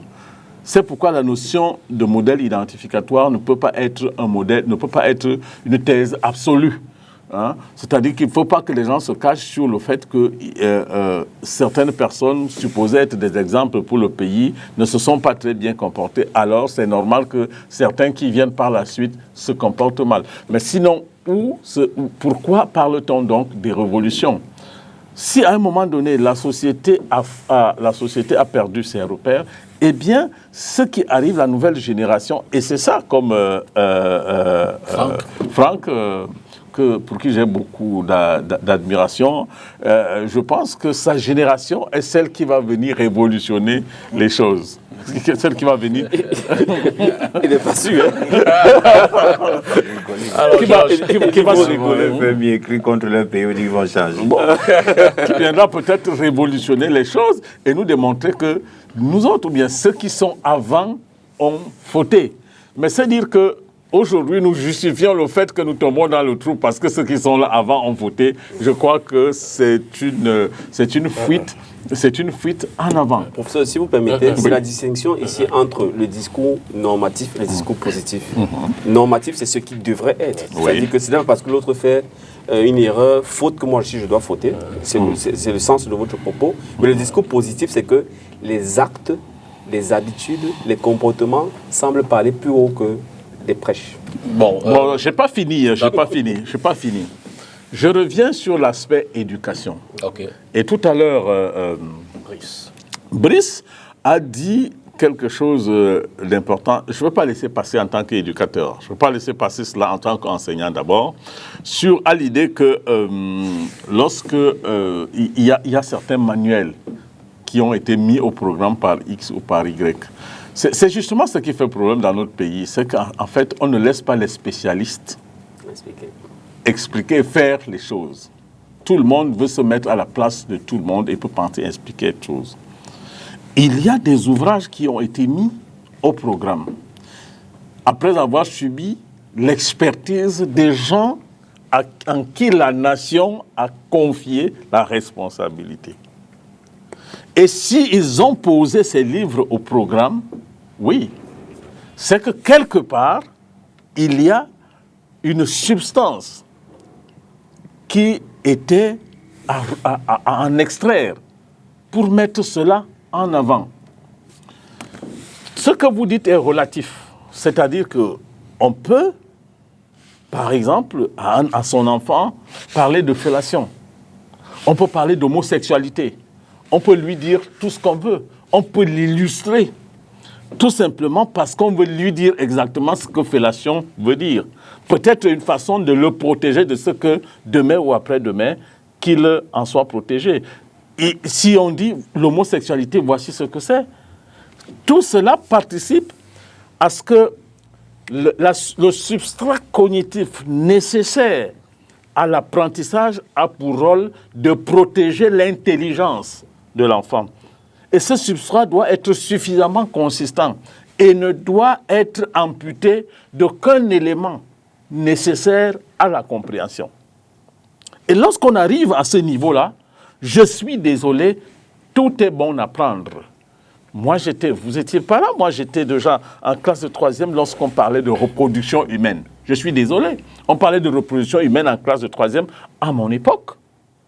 Eh bien, on vous dessinait un pénis, on vous dessinait un vagin, on vous disait ce que ça veut dire, la reproduction, on vous disait comment, le coït, ce que c'était, l'accouplement, on vous dit ce que c'est, sans que cela ne pose problème.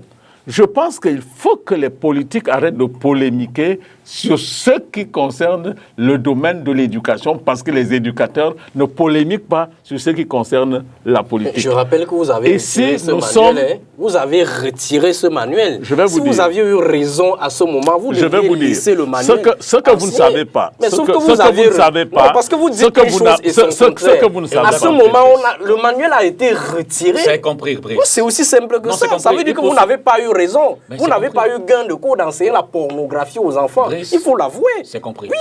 Vous allez me pousser à aller plus loin, à dire des choses qui vont échapper, qui vont sortir de votre domaine de compréhension, au point où je serai obligé de vous dire, prenez un bic et un papier et écrivez. Non, nous n'en sommes pas là. Je suis désolé. Heureusement que je ne voudrais pas qu'on en arrive là. Je vous dis, le retrait d'un ouvrage, dans les 10 ou 20 années qui ont suivi, vous imaginez combien d'ouvrages ont évolué. Eh bien, je dis, chaque ouvrage se contextualise. Il y a des approches pédagogiques qui évoluent. Dernièrement, des gens ont créé un scandale autour des différentes approches pédagogiques en oubliant que quelque part, il y a une dynamique qui va avec. Alors, lorsque vous, du haut de votre siège de militant d'un parti politique, vous pensez que vous allez apprendre à un éducateur que je suis, lequel ouvrage doit être au programme, lequel doit être sorti. Je dis, vous sortez complètement de votre rôle. Parlez des choses qui sied à votre champ de compétences et de connaissances. Laissez ces choses-là, c'est plus compliqué pour vous. Voilà, c'est tout ce que je peux vous dire là-dessus. Maître Teguem, alors pour revenir au débat, est-ce que sur les questions justement de citoyenneté, est-ce que les politiques, les leaders, les dirigeants ne sont justement pas, alors sont moins des modèles, ou alors ne sont pas les mauvais modèles au point de, j'ai failli dire contaminer pour parler de façon simple, le reste de la société, on observe ce qu'on observe. En termes d'exemple, je dis, ce n'est pas forcément eux qui vont jeter les bouts de papier dans la rue. Mais sur d'autres questions, on parle beaucoup de détournement. Donc on dit que tout un gouvernement est en prison. On parle des questions de mœurs. On parle et même, je parle sous le contrôle de Franck, la conservation du pouvoir. Et là, Franck, il est content, il sourit. Je l'ai dit pour rire. Ce n'est pas une question de citoyenneté. Je l'ai dit pour rire. Non. Ça, effectivement. Je l'ai dit pour rire. C'est pourquoi j'ai dit en commençant que si les masses ne sont pas formées, éduquées, absolument, elles ne savent pas où on va. Et j'ai poursuivi et j'insiste dessus, on ne construit pas une société exclusivement. Ou bien la société ne grandit pas par la politique, ça grandit par le travail. Donc, M. Frankessi, je réitère ce que j'ai dit. Et il y a le représentant du MSC, permettez-moi de répondre quand même, parce qu'il a évoqué un truc. Non, il a évoqué un problème, il a parlé de Bétamba. Alors que je suis bien témoin qu'il y a quelques années, il y a environ 2 ans, l'actuelle ministre des Affaires sociales a fait de Bétamba sa priorité. Elle y a nommé des responsables, elle y est allée pour les installer. Ça veut dire que Et c'est elle a... récemment que vous y avez pensé. Ben écoutez, chaque ministre vient avec ses priorités. C'est ça la dynamique de Ça la veut dire République. qu'avant, vous aviez abandonné Bétamba. Monsieur Delacour, les règles c'est la dynamique de la vie publique. En fonction des priorités, on fait un travail. L'actuel ministre a fait un travail à Bétamba, et je vous le dis, l'actuel ministre des Affaires sociales a fait un travail à Bétamba et a nommé les responsables. Elle y allait pour les installer, a indiqué qu'elle voulait donner à Bétamba toutes ses lettres de noblesse. Et relativement à ce que M. Frankesi a dit sur le Nord-Est, en disant que pourquoi le médiateur a été nommé, en demandant ce que les gens du Nord-Est ont demandé, je voudrais vous faire observer que le médiateur n'est pas venu là-bas de lui-même. C'est la loi sur les collectivités territoriales décentralisées. Et parmi ceux qui ont voté cette loi, il y avait des députés de cette zone-là. Est-ce que c'est ce que les populations... Je crois qu'à l'élection présidentielle, c'était 5% au Nord-Ouest, 15% officiellement de taux de participation. Je dis officiellement. Monsieur Frankesi. Et quand on sait que c'est des taux qui sont majorés sur la marge supérieure... Mais c'était poursuit.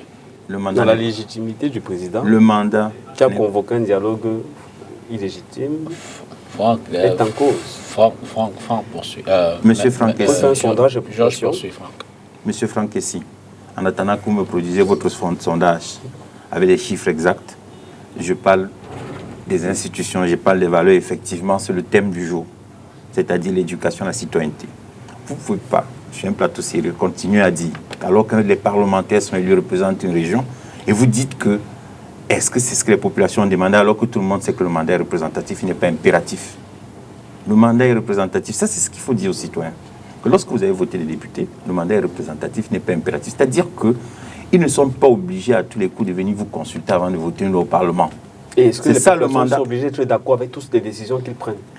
À Donc, comme on a partir du voté moment- un président, Ça, le revers. tout au long des 7 ans, tout ce qu'il prend sur C'est tous les une forme domaines, de dictature. ça veut dire qu'on n'a plus rien à dire parce qu'on a C'est voté. ça, dictature. c'est vous, monsieur sais pas Delacour. ce que ça C'est veut une dire. forme C'est de pas ce que ça veut dictature. dire. Vous dites à Mondo-Vision même que vous- les représentants des peuples ne doivent pas consulter, ne sont pas obligés de consulter Et que quand ils prennent une décision, et qu'ils prennent à une partir décision de et que les voter, autres vont subir. les doivent subir. Non, c'est pas juste. C'est Donc, pas vous-même, juste. en tant que militant du RDPC, s'il supprime par exemple l'ordre des avocats, On vous allez vous a- dire que parce qu'il était élu, c'est normal. On vous a compris. Maître Eh, Guépé maître. poursuit. Monsieur Frankesi. C'est C'est incroyable. dynamique. c'est- Monsieur Frankesi, on est en démocratie, le Cameroun n'inventera pas la démocratie. Le Cameroun n'inventera pas les règles qui régissent Vous avez le les modèle de rapports. 1800 de la démocratie. Franck, Ok. merci. Georges, allez-y. Vous avez vu le pass sanitaire en France, les gens se marchent. Et La c'est loi normal. passe. C'est normal. Les gens marchent, mais la loi passe. Parce que la loi est l'expression de la volonté générale. Elle a un caractère impersonnel. Donc, même si vous n'aimez pas, c'est la loi. Donc, le médiateur n'est pas arrivé là-bas de lui-même. C'est une loi. Et la loi est l'expression de la volonté générale. La Vous-même, partie vous êtes dans était cette une loi. Parce que c'est la loi votée par le On Parlement. est dans les étés, là. L'apartheid Dans son était une loi, film. Maître Tegueb. L'apartheid était Mais une la loi. colonisation est une loi. L'apartheid était une loi. L'esclavage est Toute une loi. loi Il y a n'est trop de pas noirs. aussi Non. juste. Toute loi n'est pas juste. Excusez-moi, il y a des principes sur lesquels, de manière universelle, on condamne. L'apartheid en est un. Non. Mais sur l'apartheid est condamné sur le plan universel. Si vous organisez une marche pour l'apartheid, c'est sur le plan universel que Ça sera ne condamné. l'était pas entre 1920 et 1960. Deux. Mais aujourd'hui, monsieur Franck, c'est vous qui parlez de dynamique. La société est essentiellement dynamique. Donc, les Et mauvaises deuxième, lois changent parce que les le populations se terrorisme mettent en également. dynamique. Le terrorisme également est dénoncé partout dans le monde. Ce sont des principes qui sont condamnés partout. Alors, des fléaux qui sont condamnés, parce que quand je dis des principes, c'est en réalité des fléaux qui sont condamnés partout dans le monde. Vous avez, voilà effectivement ce que je disais quand j'ai dit, on ne fait pas tout avec la politique, vous politisez tout. Et c'est pas, vous avez vu comment l'enseignant a dû aller jusqu'à vouloir vous donner le bic. Parce qu'il a constaté que eux, ils ont des objectifs. Parce qu'au Cameroun, le livre scolaire n'est pas arrêté par un individu dans sa chambre. Il y a une commission nationale de livre scolaire. Ça veut dire qu'ils se sont assis entre enseignants, et c'est présidé, je crois, par un enseignant Pourquoi ils d'université, l'ont le retiré après? professeur Koumda. C'est-à-dire qu'ils s'asseyent. Pourquoi ils l'ont retiré après? C'est ça le problème. Parce que mais s'ils il vous étaient a- convaincus de l'objectif qu'ils voulaient atteindre, ils n'auraient pas retiré l'ouvrage. C'est aussi simple à comprendre, mais vous voulez démontrer quoi? Monsieur Delacour, Ce sont des intellectuels, ils se sont réunis, ils ont produit un Oui, manuel, vous n'avez et pas puis la en parole. quelques temps après, ils l'ont retiré le masque. Ça veut dire qu'ils n'ont pas eu gain de cause. On n'est pas. C'est aussi simple que ça. Qu'est-ce qu'il veut démontrer? Il veut Excusez-moi. démontrer. Suivez-le. Excusez-moi, il y avait une démarche, c'est ce qu'il a dit, qu'il y avait une démarche pédagogique dans leur esprit. C'est ce qu'il a dit tout à l'heure, il a voulu vous l'expliquer. qu'est-ce qui est Il a arrivé? dit que tout est relatif. Maintenant, le texte ou alors le livre a été retiré du programme scolaire. Pour des raisons qui, forcément, nous échappent. Je ne suis pas capable de vous donner raison parce qu'il y a quand même une commission de livre scolaire. Mais je veux qu'on respecte le travail des uns et des autres. Et c'est cela, les valeurs que nous devons défendre. C'est cela, l'éducation à la citoyenneté. Nous ne pouvons pas, si nous voulons continuer à vivre dans ce pays, ou alors dans cette société, une société organisée, parce que la société démocratique est une société organisée qui a des règles, les principes de majorité, le respect du feu, le respect du code de la route. C'est des règles que nous devons tous observer. Nous avons l'obligation de les observer. Lorsque le Parlement se réunit, vote une loi, M. Diolako, même si vous n'êtes pas content, vous devez l'appliquer. C'est la loi de la République. Lorsqu'un concours administratif est publié, et qu'on vous dit que voilà ceux qui ont été reçus au concours, vous devez l'accepter. Et vous devez dire à votre enfant. C'est même un devoir. Vous n'avez pas le choix. Vous devez dire à votre enfant. Vous devez dire à votre enfant que ce sont les meilleurs qui sont reçus. Vous ne pouvez pas venir sur un plateau sérieux, une heure de grande écoute. Mais monsieur Franck, si vous êtes à une heure de grande écoute, vous dites à un enfant qui suit la télévision que ce concours, ce n'est pas les meilleurs qui réussissent. Et vous éduquez votre enfant comment? Vous lui dites de faire quoi? Comment vous allez nous expliquer le phénomène des lyriques? Monsieur Diolako. Quel phénomène Monsieur Diolako, quand vous dites que quand vous dites le phénomène des lyriques, vous voulez dévaloriser une grande école qui a formé même des citoyens étrangers. Des diplomates étrangers sont passés par lyrique et aujourd'hui sont des grands diplomates pour leur pays. C'est une grande école comme les miens qui a même formé des chefs d'État.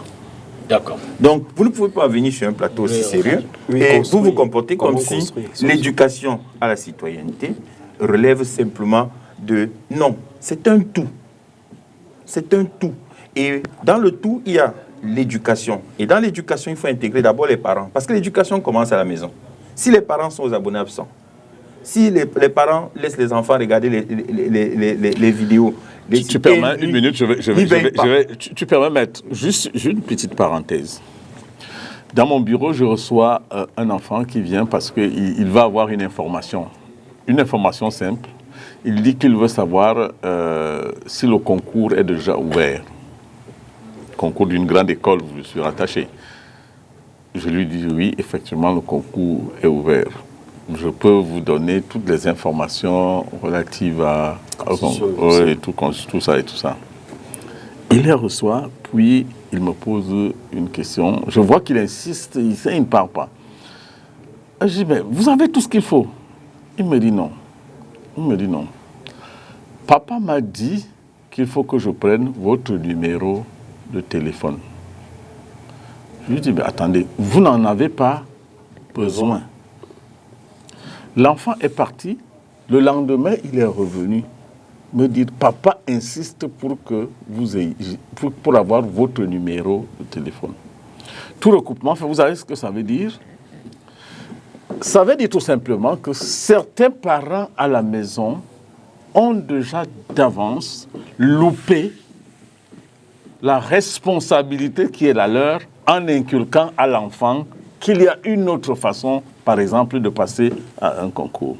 Et ceci est également soutenu par l'ensemble, un discours qui est très erroné, qui est tenu sur l'ensemble des plateaux de télévision, qui tendent à faire comprendre, parce que tout ce que nous disons là, des jeunes, ils suivent.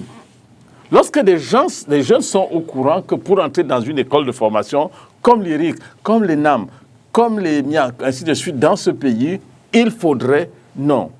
Nous devons faire attention aux propos que nous tenons et devrons plus tard assumer notre responsabilité quant au devoir de retenue que nous avons par rapport aux propos que nous tenons, parfois sans preuve, sur des plateaux de télévision, partout, dans les quartiers.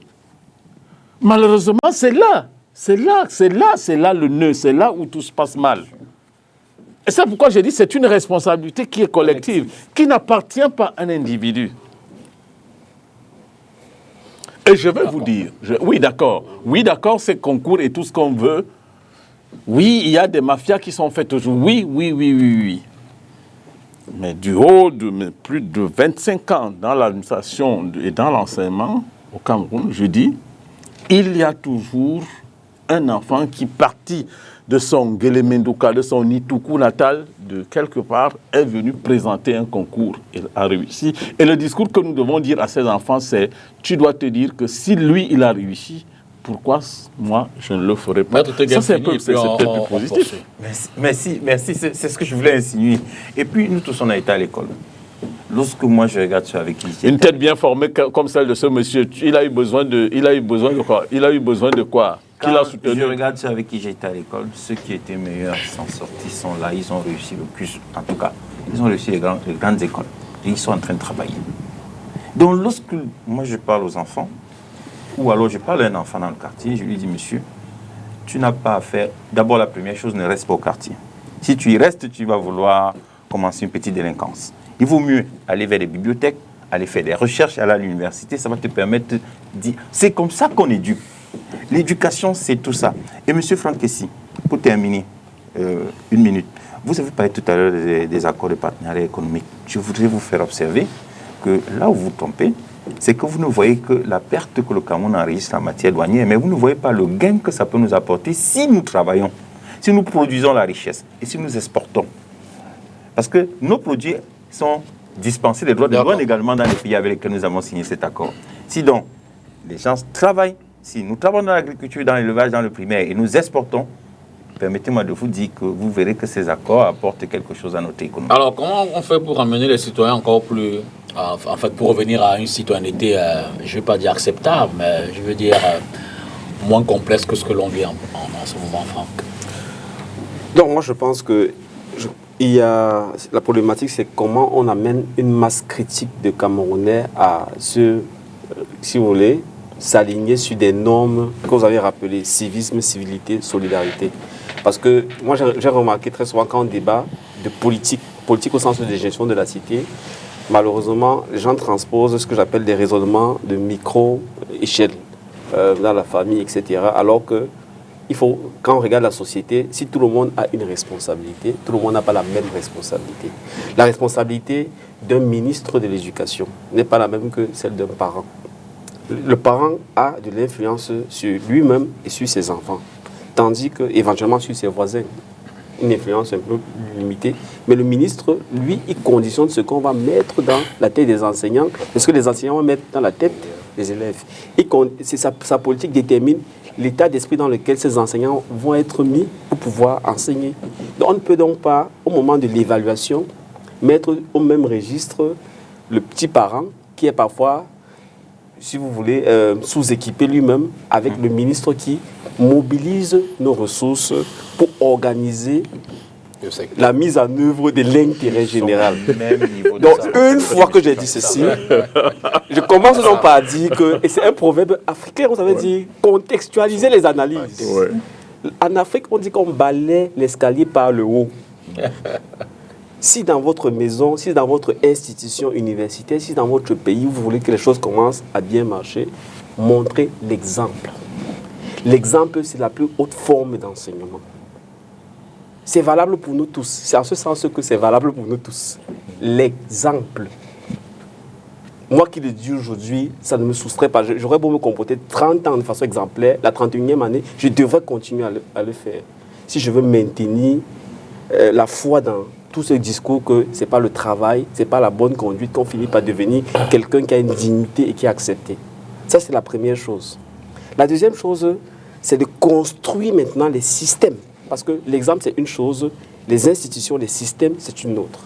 Parce que si, par exemple, je prends cette affaire de retard au travail, s'il n'y a pas des mécanismes d'incitation et de sanction, comment vous voulez que les gens arrivent à avoir le comportement qu'ils veulent? J'aime souvent prendre l'exemple que je vivais quand j'étais étudiant. Je suis dans votre université, vous êtes à l'université de Douala, je crois. Je quitte ma chambre là-bas, je vais à la boutique, je vois comment je me mets poliment pour acheter mon pain. Les gens viennent me bousculer. Oh, Aladji, et il essaie parce que c'est celui qui bouscule le plus. Donc je comprends que pour s'en sortir ici, il faut bousculer et il faut crier. Je finis de manger mon pain, je prends mon taxi pour aller payer ma pension à Bonanjo. J'arrive à la banque, non, il y a un vigile. Il y a devant chaque guichet une sorte de ligne. Il n'y a pas un espace où vous pouvez jeter du papier. Donc on a créé, moi le même individu, j'ai pris seulement le taxi. 30 minutes plus tard, j'ai un comportement différent. Parce que le système, les incitations, je ne sais pas si vous voyez, donc on a mis un environnement qui me canalise dans un sens. Il y a des sanctions si je viole, m'oblige, même si mon éducation ne m'y conditionne pas, à respecter le système. Et ça, c'est la responsabilité maintenant des politiques et de tous leurs collaborateurs, que ce soit les responsables administratifs. Donc aujourd'hui, quand Mafani Moussangese, à son temps, je crois, non, c'était le président, non, celui qui l'a remplacé, avait lancé l'opération Les fonctionnaires à l'heure. Inoni. Ça, voilà, Inoni, ça a tenu combien de temps? Simplement parce que c'était un simple effet de volontarisme. Mais quand vous allez maintenant dans les multinationales installées au Cameroun, moi, dans le cadre professionnel, je vois ça, il y a des systèmes simples de badging. C'est-à-dire que vous arrivez, il y a un système qui dit vous êtes entré à telle heure, vous êtes dans la boîte, vous ressortez. Et c'est toujours sur le même territoire. Nos institutions importantes peuvent avoir ça. Donc c'est pourquoi le politique ne peut pas être mis au même niveau que le simple individu. Et j'ai terminé en disant que, si vous voulez, un pays ne peut pas arriver à se développer si à sa tête, il n'y a pas des gens qui sont prêts à payer le prix pour ça. C'est les gens qui donnent l'impulsion, c'est la tête qui tire le corps. Moi, quand je me considère comme secrétaire général de mon parti, je n'ai pas la même responsabilité que le simple militant. Je définis les politiques, je définis les programmes, je mobilise les ressources, je veille aux sanctions, je veille au changement des textes, etc. Je n'ai pas la même responsabilité. Et c'est pourquoi je dois être exemplaire. Donc, le programme de redressement de ce pays en matière de civisme, de citoyenneté, c'est l'exemplarité de toutes les personnes qui sont en responsabilité. Je crois que vous lui avez retiré tout la parole. Ah oui, Je voulais qu'il continue, parce que lorsqu'il parle d'un devoir de l'exemplarité, bon, qui tombe sous le coup de la non-exemplarité? Est-ce que les gouvernants en place ne sont pas exemplaires? Le système en lui vous pose-t-il problème? Qui fait problème? Je vous donne un exemple dans votre secteur, parce que c'est un combat que je mène et que je compte engager encore à partir de la semaine prochaine, le 10 août. Je vous invite à couvrir une initiative en rapport avec les APE. Les associations de parents d'élèves et d'enseignants. Voilà la loi qui nous dit que c'est des associations qui sont censées venir en appui des établissements scolaires et dont les frais ne sont pas obligatoires pour les enfants. Aujourd'hui, faites une enquête sur ces institutions. Vous verrez que c'est devenu des mafias. C'est devenu des mafias où on a le leadership des établissements, c'est-à-dire les proviseurs, les censeurs, les surveillants généraux, avec une partie des parents, ont rendu obligatoire d'abord les cotisations, avec le soutien maintenant de l'administration, c'est-à-dire les adjoints de sous-préfets, les sous-préfets eux-mêmes. Et il y a tout un système de prélèvement qui se fait même au détriment des enseignants qui doivent être la première cible et des infrastructures. Voilà un cas concret. Oui. Moi, la faute à qui? J'ai déjà initié des causes institutionnelles. La faute à qui? Aux responsables politiques, administratifs et des secteurs éducatifs. Ensuite, aux parents qui n'arrivent pas à s'organiser pour saisir pleinement le sens de ce que c'est qu'une APE. D'accord. Lorsque vous l'avez dit, nous sommes en sortie. En sortie, nous revenons donc sur l'idée que le retour à une citoyenneté est un problème d'éducation. Et l'éducation est, si vous voulez, cette chose qui est très concentrique. C'est-à-dire que plusieurs acteurs mis au même niveau, dans une synergie d'action, contribuent à créer quelque chose. Sous une impulsion. À créer quelque chose. Qu'il y ait ou pas d'impulsion, il y a au moins quelque chose qui dit les choses telles qu'elles doivent être. Et tout le monde doit se conformer. L'éducation est un secteur dans lequel la responsabilité est partagée pour tous et de la même façon. Lorsqu'un enfant dans la rue prend un bout, mange une banane et qu'il se débarrasse de l'ordure dans la chaussée, ne venez pas nous dire que c'est parce que quelque part un ministre de la République s'est arrêté quelque part, ne s'est pas arrêté quelque part à temps que l'enfant a vu, ou comme il a vu un ministre jeter une ordure. C'est pas ce que nous disons. Laissez-moi aller au moins sur le bout de ma réflexion, parce que vous avez dit le poisson pourri par la tête. Et l'escalier par le haut. Bon, et l'escalier, on balaie par le haut. Je peux vous dire que s'il y avait le policier à côté pour le sanctionner... Je voulais vous dire donc que... Ça marcherait. Et quelle est le policier? L'éducation à la citoyenneté de cet enfant dépend de ses parents, qui en fait vont construire les premiers éléments de sa personnalité à la maison. Ensuite, il y a ce que Ibrahima Sow a appelé le micro et le macrocosmos autour de l'individu. C'est-à-dire qu'autour de lui, au fur et à mesure qu'on s'écarte, il y a des composantes plus ou moins lointaines qui s'impliquent dans son éducation et de façon assez égalitaire. Donc, c'est lorsque tous ces éléments, pas un seul ne devrait manquer. L'enfant quitte la maison avec déjà des schèmes qu'il a intégrés. Il arrive dans la rue et il les intègre. Il continue, ainsi de suite, ainsi de suite. Je vais sortir par un exemple simple. Dernièrement, on a vu des scènes obscènes que nos enfants ont tournées dans des écoles et tout cela.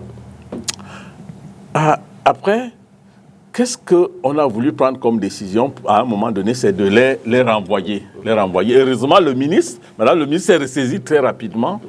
Elle a compris très vite qu'en réalité, on ne peut pas les rejeter dans la rue, c'est les jeter en pâture. Il faut les ramener là où ils doivent. J'ai dit, c'est l'échec d'abord des enseignants eux-mêmes. Parce que lorsqu'un enfant est très mauvais à la maison et qu'il est renvoyé et qu'il est envoyé à l'école, c'est pour que les enseignants, eux, ils s'en occupent. C'est un peu comme vous prenez une chaussure qui est gâtée, vous allez chez un cordonnier, vous êtes sûr que le cordonnier va vous réparer. Un enfant qui est têtu, vous l'amenez à l'école justement pour qu'il soit redressé. Mais avant de l'amener là-bas, vous l'avez quand même amené, c'est-à-dire que vous avez assumé votre part de responsabilité en l'y amenant. Cette synergie d'action, je voudrais qu'au sortir d'ici, Franck, qu'il ne soit pas dit que l'échec de la citoyenneté, l'échec de l'éducation à la citoyenneté soit imputé à une personne plus qu'à une autre en termes du niveau de responsabilité.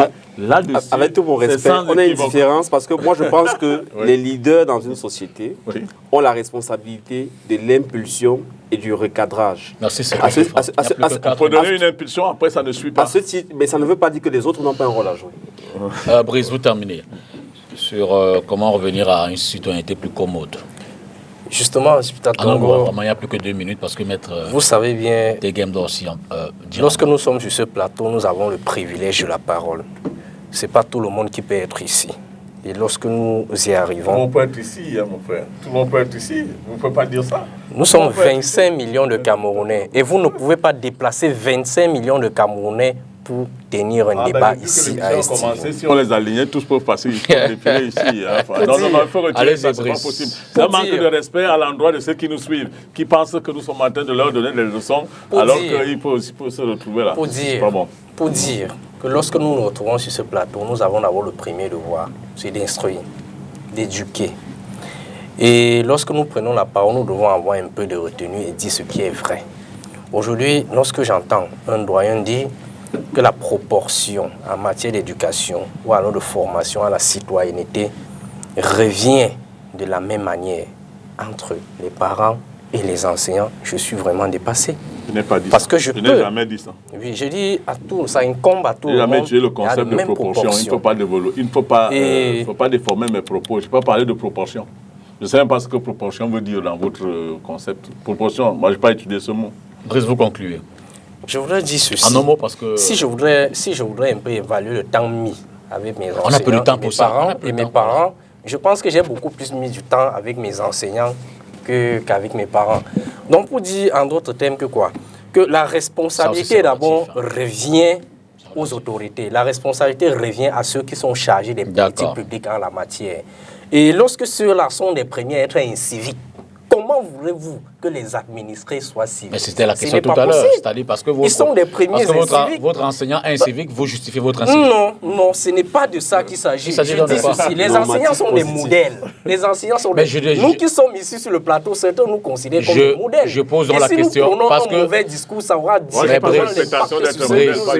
Brice. Donc, pour dire... Parce que vous ne serez pas un modèle, que votre petit frère ne devrait pas l'être. Puisque nous impactons directement ceux qui nous regardent, Maître Tegem, en un mot, il est 23h. Et surtout, ne pas fauter le plus rapidement Maître Tegem, en un mot vraiment de conclusion. C'est une synergie d'action. Nous devons tous agir pour éduquer les masses, pour former les masses. Et l'école de la République, c'est dispensation, évaluation, certification. L'éducation en termes de formation sur la qualité de vie, sur le mode de vie, sur le respect des valeurs des institutions, c'est une synergie d'action. Ça commence à la maison par les parents. Et l'enfant aussi doit se mettre dans un état d'esprit tel qu'il doit accepter les règles. On n'a pas besoin de vous dire que l'émission doit commencer à 21h. Dès qu'il vous envoie le programme 21h, vous devez être là à 21h. C'est ça la synergie d'action. Chacun doit savoir ce qui lui revient. C'est qu'il y a un devoir pour lui. Merci. C'est ça le devoir civique, avec la participation de tous. Mais Georges Teghem, Franck Essi, Brice Djolako et puis Maurice Somo, merci surtout à vous. Hein. Je vous ai tiré de trop loin, vous n'étiez pas dans la ville. Merci à vous également à la maison d'avoir suivi cette autre édition de Cartes sur table. Bonsoir.